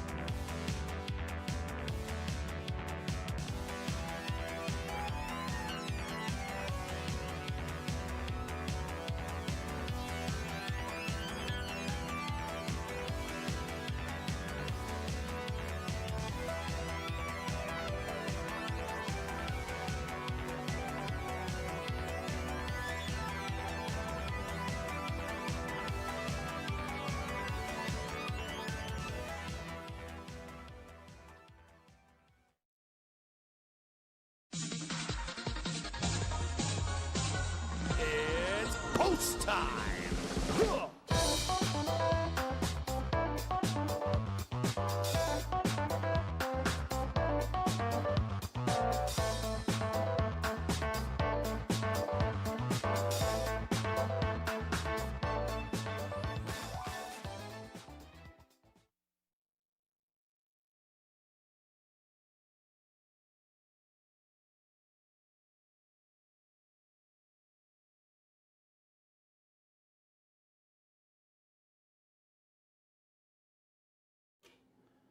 Finding Ways right into the starting gate.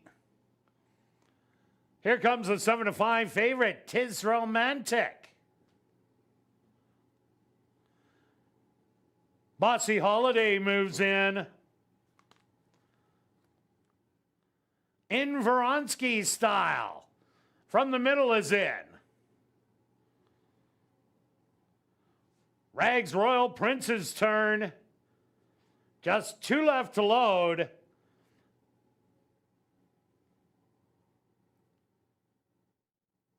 Thoughts of Gold to the outside. And now just waiting on Chicago's Gray. They're all set. They're at the post.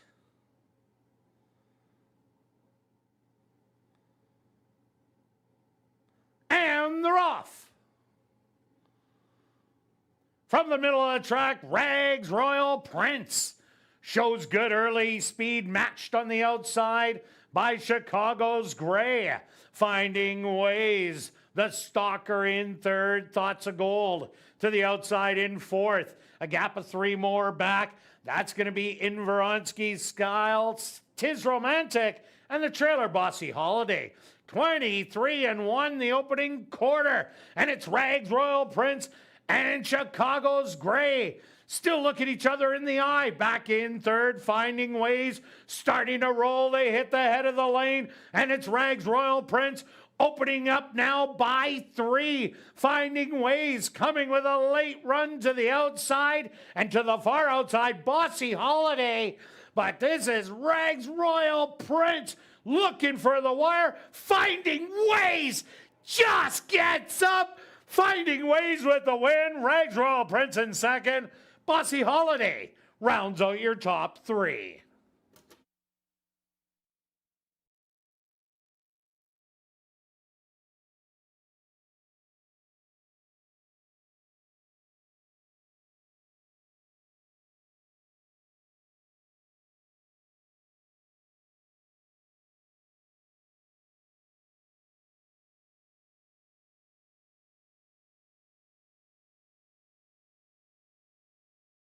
The Stewarts are posted number 1, Finding Ways as your race winner. Second goes to number 5, Rags Royal Prince. Third to number 3, Bossy Holiday. And fourth to number 2, Tis Romantic. They went the opening quarter 23-1, the half 46-4. Time for the 5 furlongs, 1 minute and 1/5.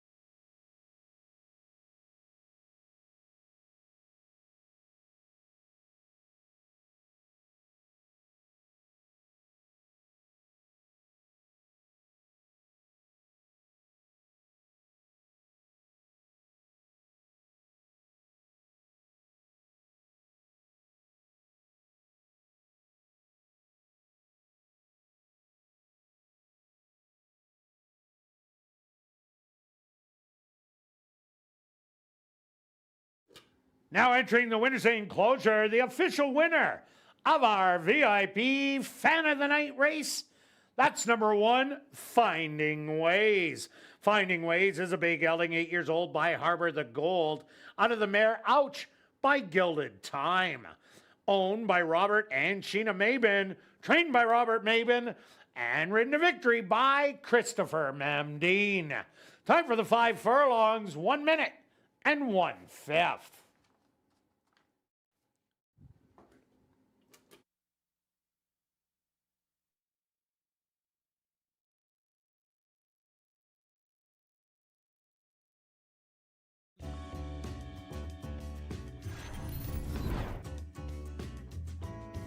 Race 5 is official in the upcoming 6th race.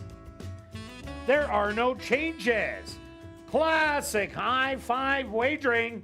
They'll go to post in 14 minutes.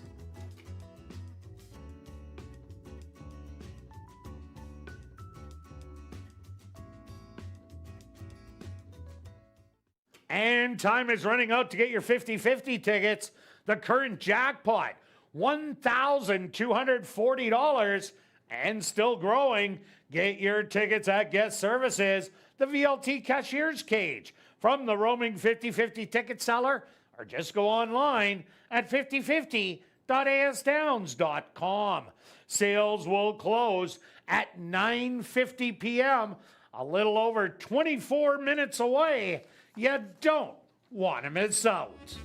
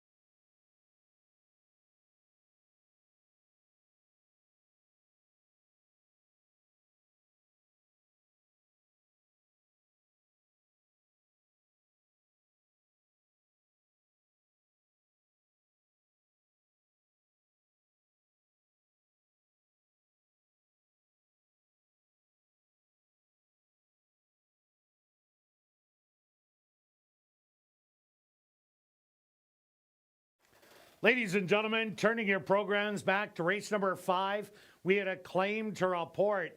Claim for $10,000 was number 3, Bossy Holiday, claimed by Primetime Stables trainer Lise Pruitt.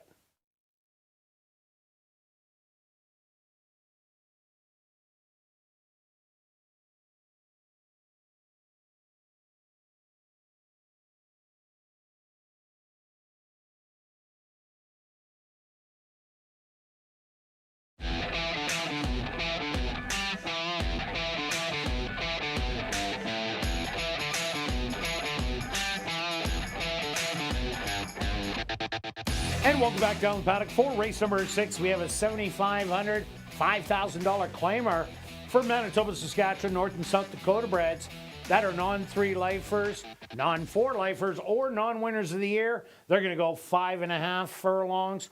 Quick look back at race number 5. What a great ride by Christopher Mamdine. Sat behind Rags Royal Prince and Chicago's Gray. Watched them battle it out. Then seen Rags Royal Prince start to get away. But he didn't worry. He kept riding and timed the wire perfectly. It was perfect. I thought both of them gave the horses the best chance to win. I know Definitely did. Beat, but had to get in the duel. Watch out for a couple of them, especially the ones that were in that duel. If there's a race with less speed, those horses can come back at big prices. Let's keep going. Let's start in the 6. Both of our top selection, co-favorites, 6 and 10. Yeah, jump on the bandwagon. Yeah, I am jumping on the bandwagon. The Rooster is ready to go today. First start out, very good first start out. Battled every step of the way.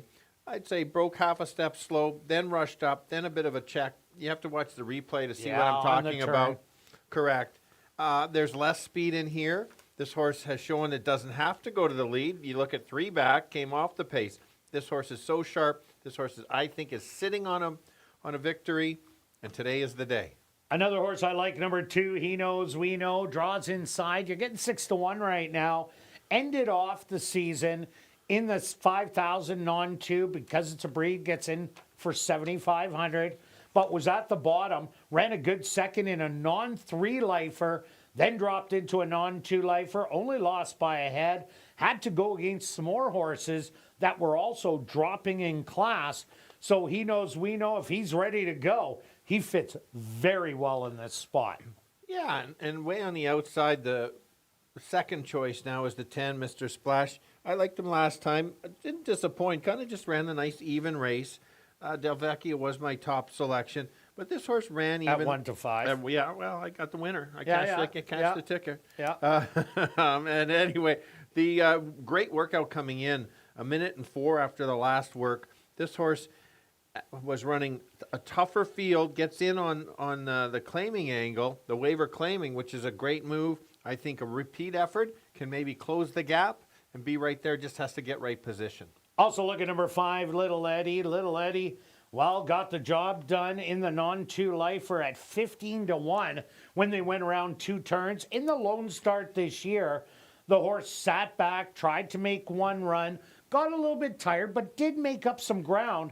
I like that it gets an extra half a furlong. Sven Balrup, he's already won 2 races today, so look for Little Eddie to be a late closer. For sure, and another potential late closer is the 7. It's one of the girls against the boys. Not to worry, we've seen the girls beat the boys at this condition before. Many times. Look at last year, May and June races. This horse was in form, a layoff, just missed in first start. I think the 5 furlong work sets this horse up 25-1. I wouldn't leave this one out in the high 5 anyway. Also look at number 4, Better Make That 2. Limited starts last year. Didn't get a win, but 3 for 5 in the money. And that was off a 2-year layoff. Has 3 really nice works coming into today's race. 36, 48, and then most recently a 101 going the 5 furlong distance. This horse has tactical speed, expected to be close to the front in here, and there isn't a lot of speed in here. So if Neville Stevenson wants to just go play catch me if you can, they just might not be able to catch him.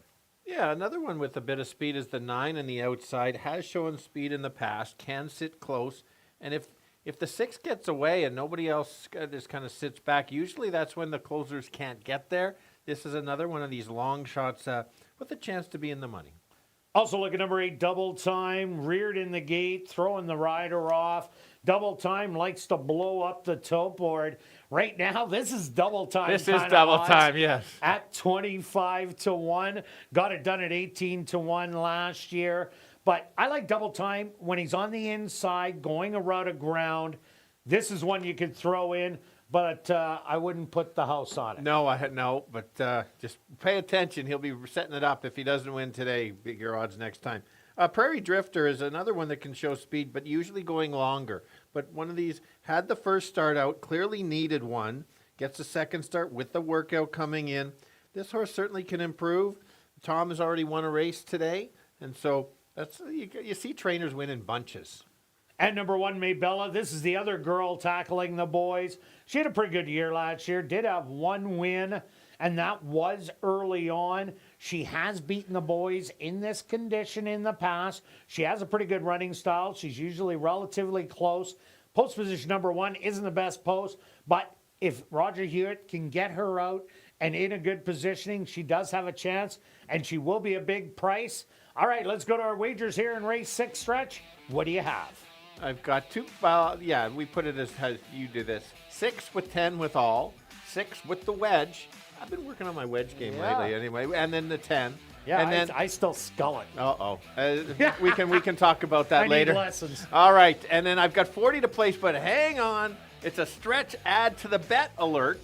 Let it ride. Right. There it is. Yeah. Yes, it's the let it ride. Let's go to it's 76 because I at a previous one, but 70 is fine. I'll find the other. Oh, look at that. That's why Beth is the best, isn't it? She's awesome. There we go. 76th place on the 6 on a let it ride stretch bet. And I'm going after the tractor. I'm taking 2626 with the 3458. That's only $8, but I'm doing a $3 one for 24. Good luck with all your wagers here in race 6, and we'll see you back for race 7 for more classic high five wagering.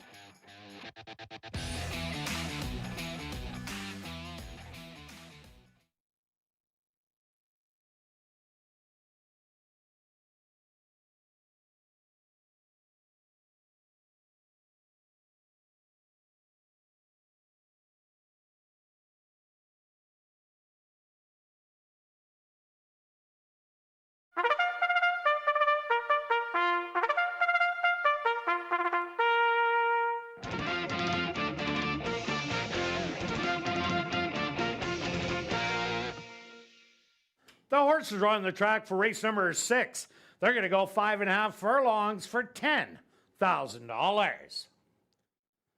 Number 1 is Maybella, owned by TP Racing, trained by Maria Stanford with Roger Hewitt. Number 2, He Knows We Know, owned by Railside Stable and John Gannis, trained by Jared Brown with Demario Bino. Number 3, Prairie Drifter, owned by Ray Gardepy, trained by Tom Gardepy Jr. with Devontae Prescott. Number 4, Better Make That 2, owned by Janice Braden, trained by Terry Newber with Neville Stevenson. Number 5, Little Eddie, owned by Christy Desjarlais, trained by Ryan Desjarlais with Sven Bowrow. Number 6, Rugged Rooster, owned by Dr. Betty Hughes, trained by Devin Gittins with Rashawn Brewster. Number 7, Diane's Wish, owned and trained by Carmen Mustard with Siobhan Townsend. Number 8, That's Double Time, owned and trained by Steve Thompson with Arthur Badu. Number 9, Pickin' Riffs, owned by Jay Goy Racing, trained by Tiffany Husbands with Tyrone Nelson.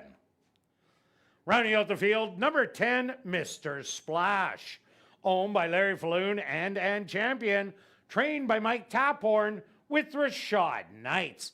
Classic high five wagering here in race 6. They'll go to post in approximately 4 minutes.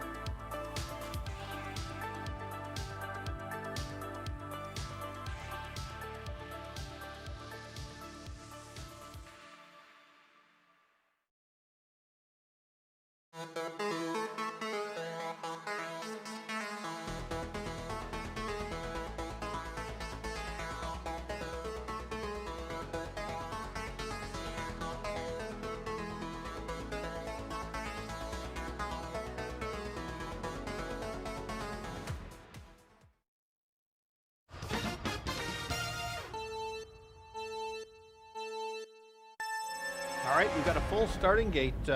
8 boys, 2 girls going 5.5 furlongs. I think the 6 is a stronger play today. This horse ran so good last time, battled against a veteran last time, and was clearly second best on that last race, ahead of most of the other ones. Similar trip puts him right to the winner's circle. The other horse, it's a co-favorite, is going to improve after that start. It's probably going to get a wider trip, but as a workout coming in, gets good positioning, could be the one that tries to beat the 6 late. And then the 2, couple good workouts, has some back class, certainly can be right there. Let's go 6, 10, and 2. Kirt? Yeah, Stretch, I'm with you on number 6. Rugged Rooster deserves to be the favorite. Ran huge last time out against Del Vecchio, the 1-5 favorite, and tried all the way to the wire. Has a good speed running style with the lack of speed in here. So definitely one of the ones to beat. I also like number 2, He Knows We Know. This horse ran big at the end of the year. Out of condition against non-3 lifers, just lost. Dropped against non-2 lifers, got it done. And those are races that had horses dropping in. Now goes against straight breeds. And I'm throwing in number 5, Little Eddie, bombs away.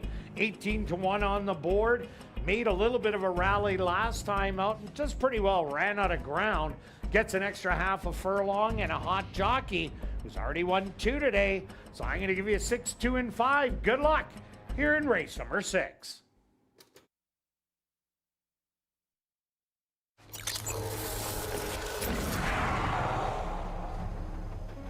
It's now 2 minutes to post time at ASD.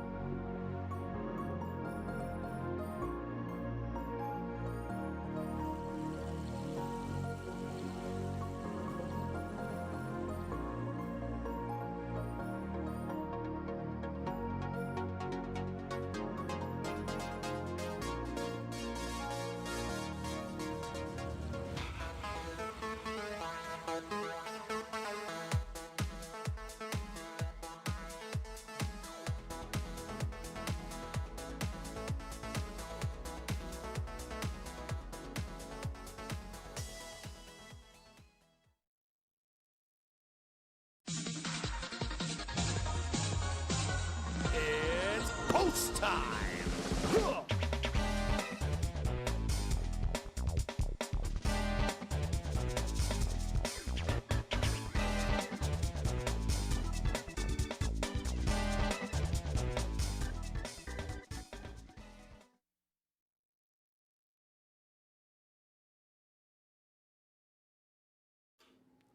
Maybella, one of the first 2 girls in this race, is now in.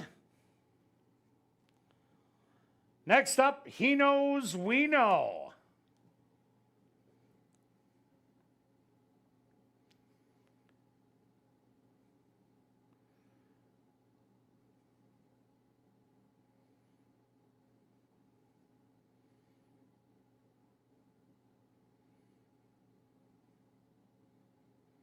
He Knows We Know, getting a little extra help from the gate crew. Here comes Prairie Drifter.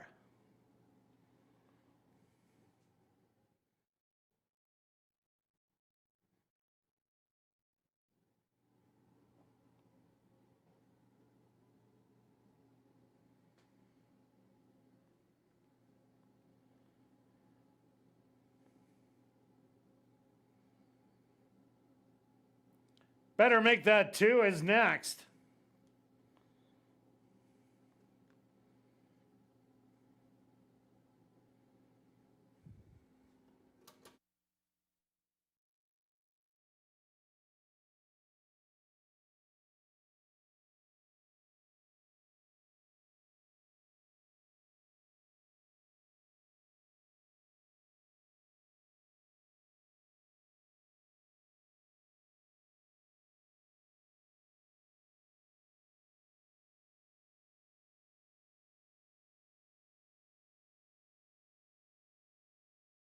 Here comes Little Eddie.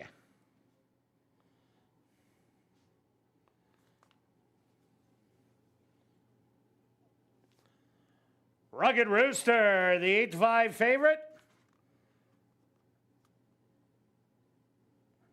is in.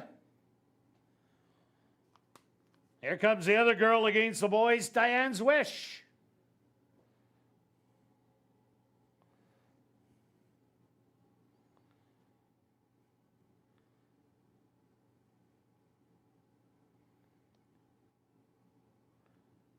Pickin' Riffs looks to be next.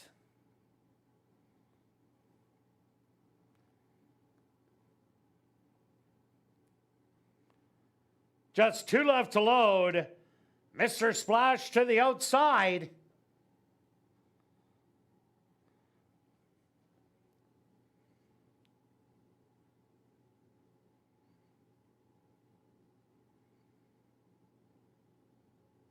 And now just waiting on double time.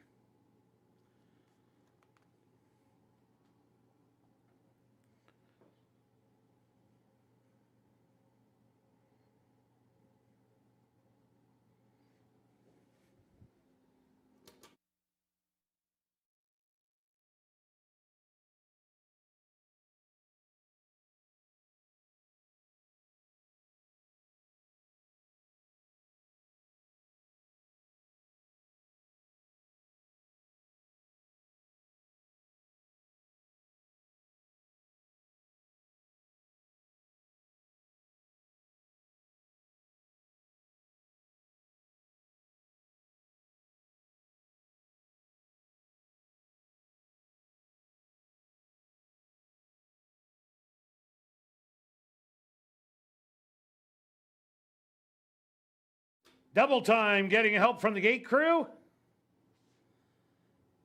Is now in. They're at the post.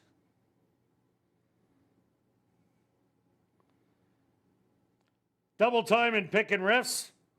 They're a little fractious. Pickin' Riffs.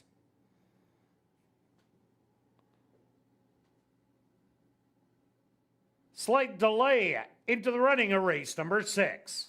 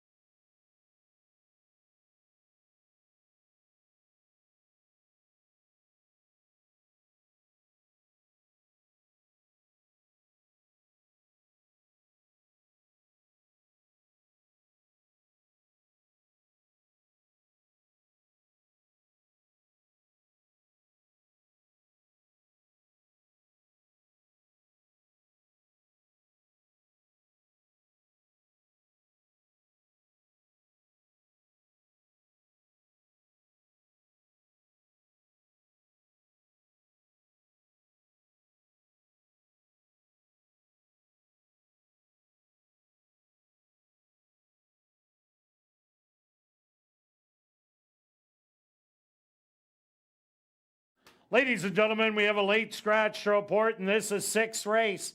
Scratch number 9, Pickin' Riffs. That's a late scratch in this the 6th race. Scratch number 9, Pickin' Riffs. If you wagered on number 9, Pickin' Riffs, there will be a complete refund. If you use number 9, Pickin' Riffs, and are alive in your pick 3s, pick 4s, or pick 5s, the favorite at post time will be substituted.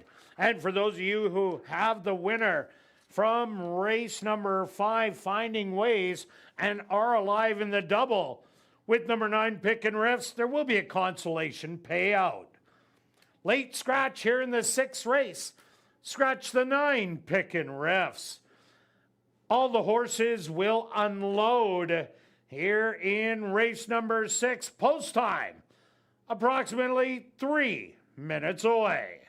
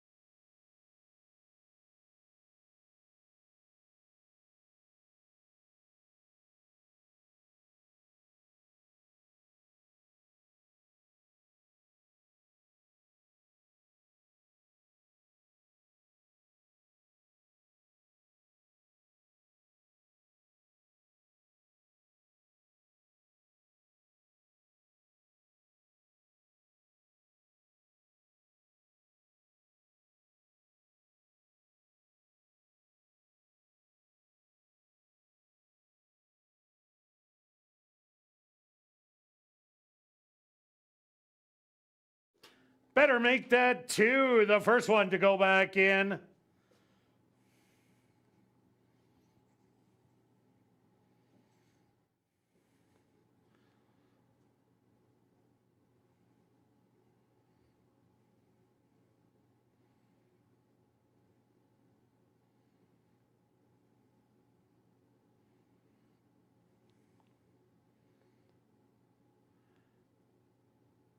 Maybella, she's going to be next.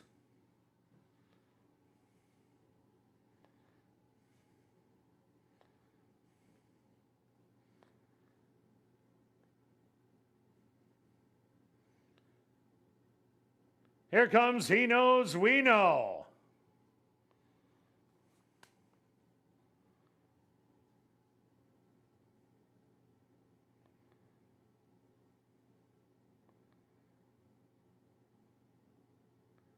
Prairie Drifter walks right in.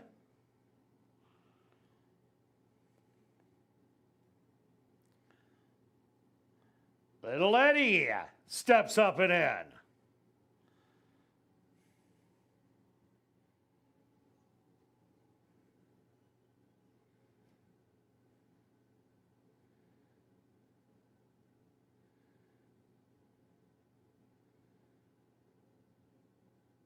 The 4 to 5 favorite. Here comes Rugged Rooster.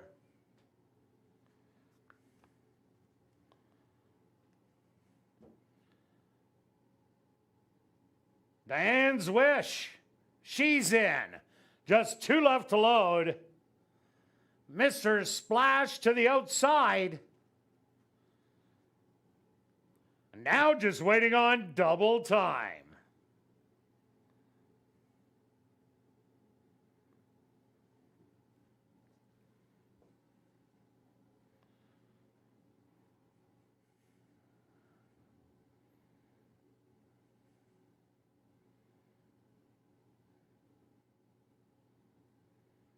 They're all set again. They're at the post.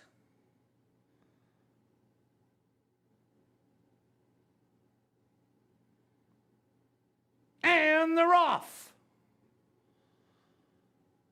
From the middle of the track, Little Eddie showing some speed. There goes Rugged Rooster. To the inside, heavily restrained. Better make that 2. It's going to take the inside position. Mr. Splash. 3 wide, Little Eddie's back to 4th. Then it's going to be Maybella and Diane's Wish. The girls are running together. Prairie Drifter, and then double time in the trailer. He Knows We Know. The opening quarter, 24-1. The leader, Rugged Rooster. Mr. Splash to the outside. Better make that 2 with a real hugging effort and starting to pounce as they hit the head of the lane. Better make that 2. Now the leader by half a length. Rugged Rooster, the half 48 seconds. Better make that 2. Rugged Rooster, a 16th of a mile to go. Better make that 2. Is going to win it. Rugged Rooster in second. Third went to Mr. Splash. 4th to Little Eddie. And 5th, Diane's Wish.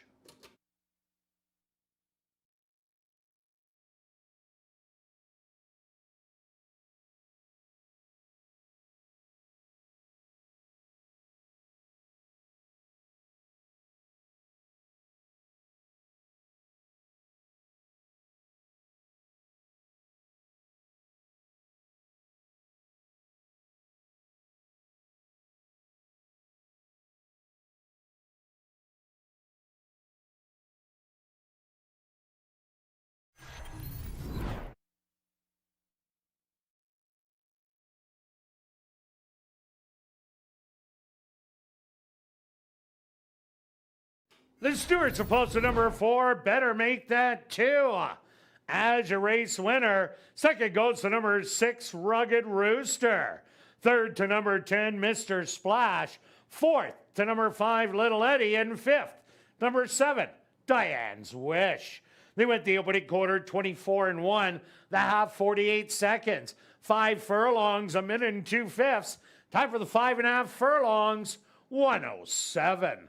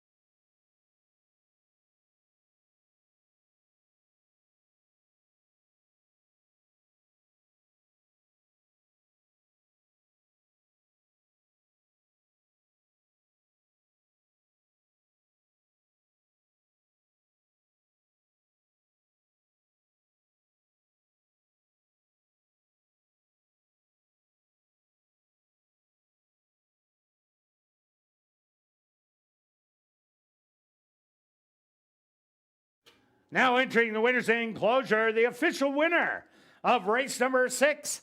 That's number 4, Better Make That 2.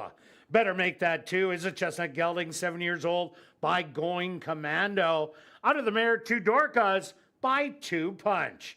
Owned by Janice Braden, trained by Terry Newber, and ridden to victory by Neville Stevenson. Time for the 5.5 furlongs, 107. Number 4, Better Make That 2, was proudly bred right here in Manitoba by Ellen Jean McEwen.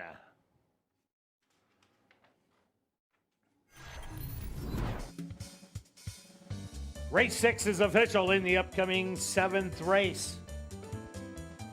Number 2, 10 for the Big Guy, has a missing workout to report. 10 for the Big Guy worked on May 30th, 3 furlongs, 37-1 breezing over a fast racetrack. Number 5, Cajun Birdie, the owners should read Wade Salmon, and scratch number 6, Ride 'em. Classic high 5 wagering here in race 7. They'll go to post in 14 minutes.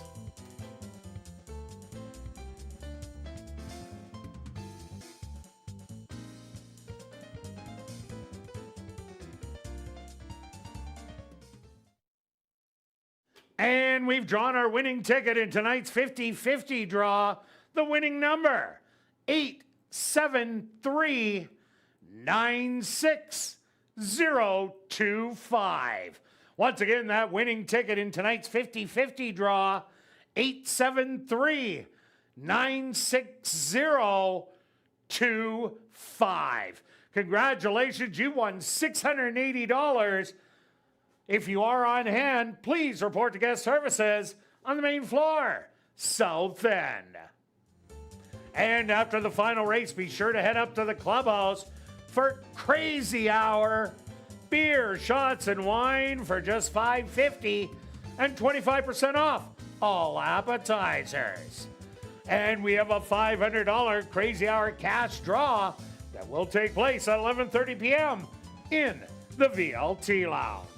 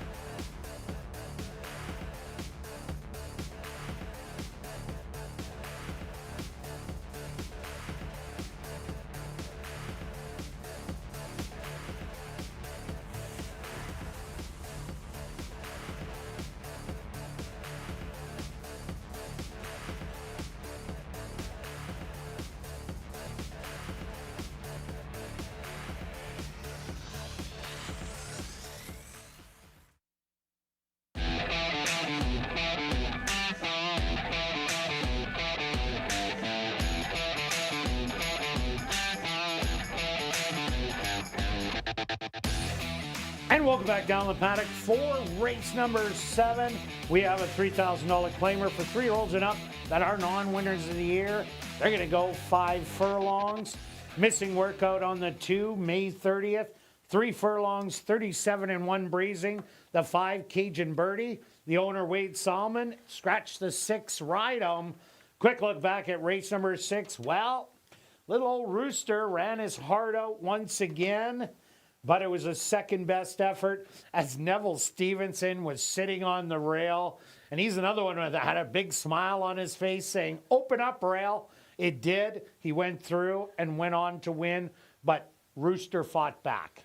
Absolutely. You look at the works coming in on the 4, as you mentioned, and this horse can sit close. Clearly was ready to run. Ran a nice race for sure. Good horse race. Here we go, closing it out. My talk pick is the speed of the speed in here. There is a lot of speed. We saw. There's a ton. We did see an earlier race today that's similar format, and the speed just got beat late. So we'll see what happens. This horse is dropping speed. Kirt said over the years about the higher class speed can carry, and I'm using that angle that this horse will have some pressure, but be able to put away the speed and hang on. Yeah, definitely coming by way. This was a $7,500 claim at Sam Houston, and last time they just went too fast. I also like number 3, Star Canoe. Well, why? Well, the 1, 2, 4, 5, 7, and 8 all possess speed. Who doesn't? Well, Star Canoe. He'll be within range, but the race he ran last time out, the winner came back, won at a first level allowance going a route. The second place horse, that horse came back in the allowance level sprinting the same night, ran a really game 3rd. So it was a key race for Star Canoe, dropping down to 3,000. Huge shot. Absolutely. I'm just looking for horses that have run quite well, especially the end of the year. I went with the 5. Not the perfect race shape for this horse, but this horse's game can chase. It's one of those, maybe it can just chase, run around the track and grab a 2nd or 3rd. So we'll see how Cajun does it. They are only going 5 furlongs, so a closer that's too far back can't get there. And number 4, Del Vecchio, did win last time out, beat Rugged Rooster, who we seen run 2nd in the race number 6. That $7,500 claimer, that was a restricted race. $7,500 for non-3s, $5,000 for the non-winners, non-4s. Del Vecchio is wavered into this spot as he did run for $3,000 at the end of last year. Easily went wire to wire. That's just not going to be the case today. No, he'll have to come off. And one of the girls against the boys, the 1 horse, second longest shot on the board. Figures coming from Hastings are nice. Again, kind of the wrong running style. But again, if the jockey kind of sees a spot to maybe sit back, let the rail open up, maybe that's how Sierra can get this horse to be in the top 3 or 4. Also look at number 8, Miss Z, her best running, usually on the pace, but she did stalk in her second last start of the year and draw off by 2 lengths, and then came back in a 4,000 non-winners of the year, stalked again, but just wasn't good enough to win that day. She draws outside in here. She's got to come off the pace if she's going to hit the top 3. Yeah, and don't forget about the 10 for the big guy. Yeah. If you got 10, I need 10 for this Hey, last no race. problem, buddy. Okay. You mentioned the late work, but also steady works coming in. Again, a speed horse. This horse has come off the pace slightly. You look at EDR. You want to help me out on that? Energy Downs. And it is Energy Downs. Okay. That one there going 5, so watch out for that. I don't like the price. I'd probably need a little bit more just because of the wrong race shape, but certainly can win it with his top effort. And has been able to come off the pace in the past. Let's go to our wagers here in race 7, Stretch. What do you have? I just got one small bet, a $2 try. Didn't want to be just a $1 in case you had a try. 3-7. No, I shook it up. So you did shake it up. Look at this, $10. You're going big. $2 try wheel. 3-7 with 3-7 with 1, 2, 4, 5. And I'm doing a $10 exactor wheel, 3 on top with 2-7. Good luck with all your wagers here in race 7. And we'll see you back tomorrow for our second of 3 racing days, 6:45 Central for ASD Live.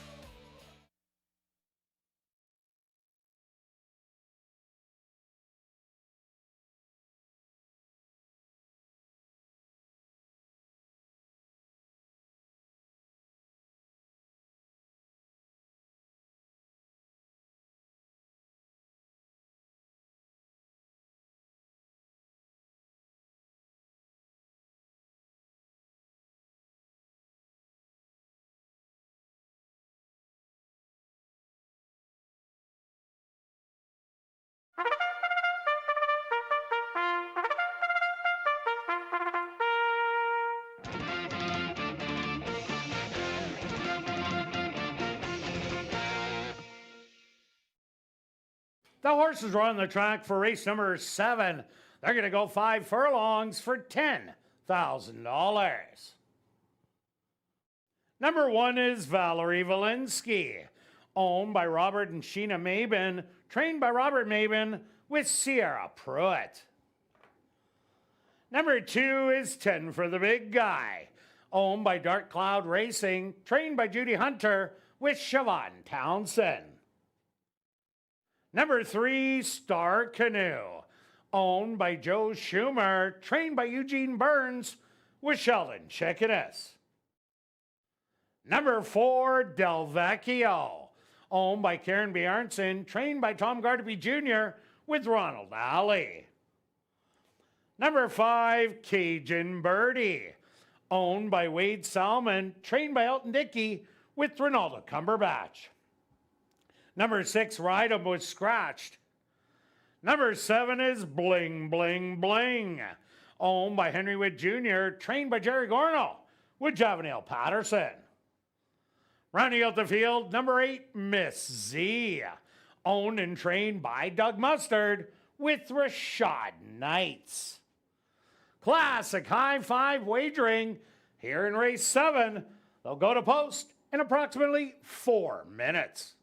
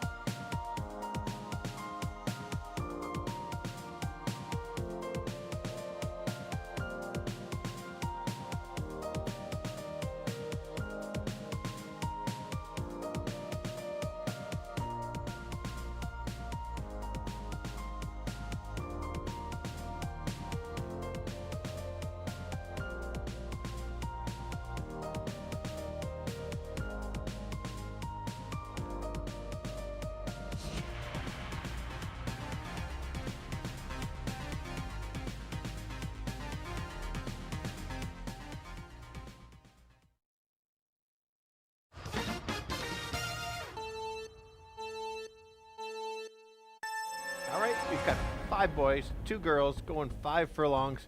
Another fast pace early. A bunch of them are going to battle to the front lead and see how far they can go. Who's the speed of the speed? That is the 7, Bling Bling Bling. I think with the drop in class can handle the pressure and just keep going. If you can, watch out, gate to wire. Who's the closer of the group? That's the 3 going off at 5-1. We'll be probably sitting back in the weeds in about 5th or 6th and try to make a late run. So if the speed backs up, this one's there.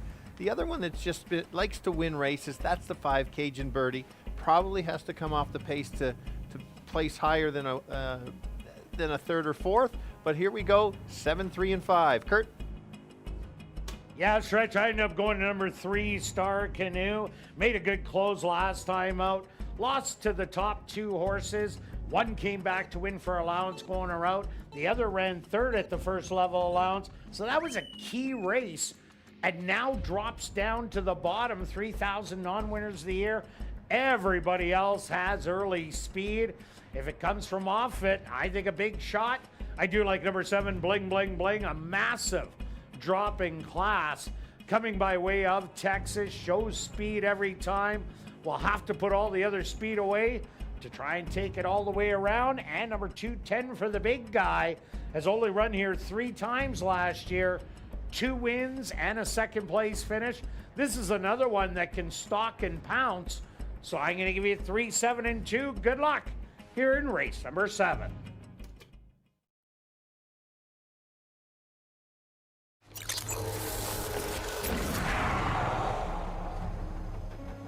It's now 2 minutes to post time at ASD.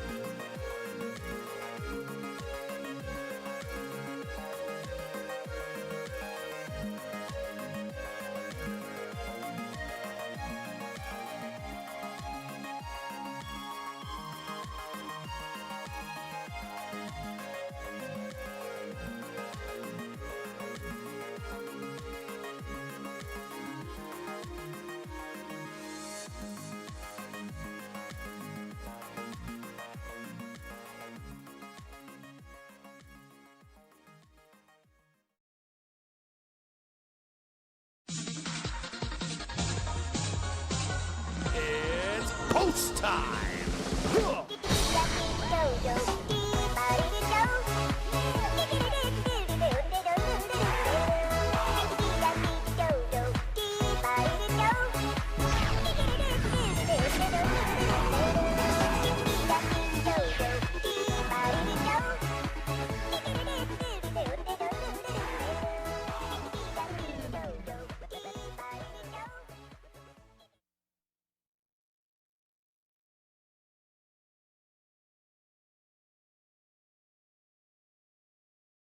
Valerie Walensky. She'll lead them in for the nightcap. 10 for the big guy is in. Next up, Star Canoe.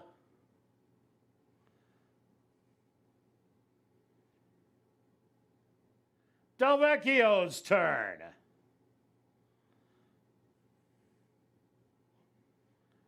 Here comes Cajun Birdie.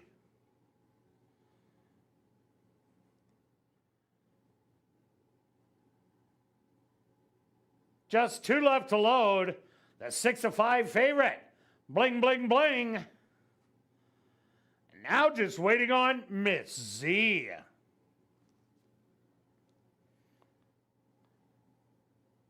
They're all set. They're at the post. And they're off. Hard hustle from the outside. Bling, bling, bling. Quickly going out there and opens up 2 on the field. Cajun Birdie is back to second. Miss Z up close early in third on the outside. Hugging the rail. 10 for the big guy. Then it's going to be Delvecchio, Star Canoe, and the trailer. Valerie Valensky. 23-3 the opening quarter. Bling, bling, bling. With the lead by a length and a quarter. Miss Z to the outside. She's starting to roll. Here comes Del Vecchio from third. But it's bling, bling, bling. No signs of stopping. At the 16th pull, bling, bling, bling is gonna win by 3. Second best is gonna go to Del Vecchio. Star Canoe rally for third. Fourth to Miss Z.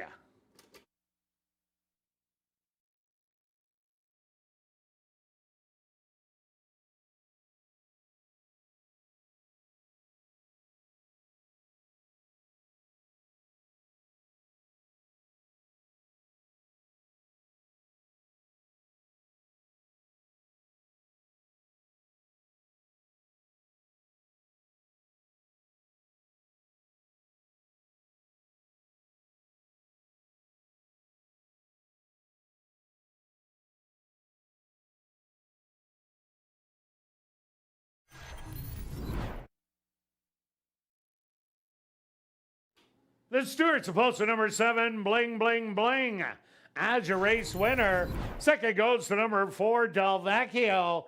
Third to number 3, Star Canoe. Fourth to number 8, Miss Z. And fifth to number 1, Valerie Valensky. They went the opening quarter 23-3, the half 47-1. Time for the 5 furlongs, 1 minute even.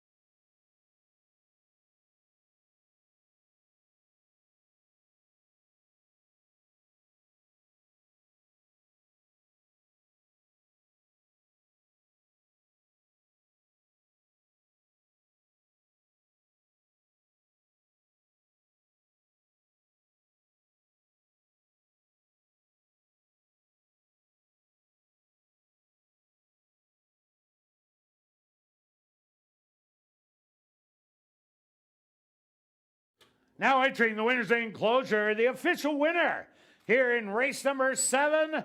That's number 7, Bling, Bling, Bling. Bling, Bling, Bling is a big gelding, 6 years old, by Too Much Bling. Out of the mare, Swifter Than Taylor, by My Golden Song. Owned by Henry Witt Jr., trained by Jerry Gorno, and ridden to victory by Javanil Patterson. Time for the 5 furlongs, 1 minute even. Congratulations goes out to trainer Jerry Gorno, who scores the double. 2 wins for trainer Jerry Gorno. Well, now it's time to head up to the clubhouse to enjoy Crazy Hour, beer, shots, and wine, $5.50 and 25% off all starters. Plus a $500 cash draw will take place at 11:30 p.m. in the VLT Lounge. And don't forget, live racing resumes tomorrow and Wednesday at 7:30. We'll see you then.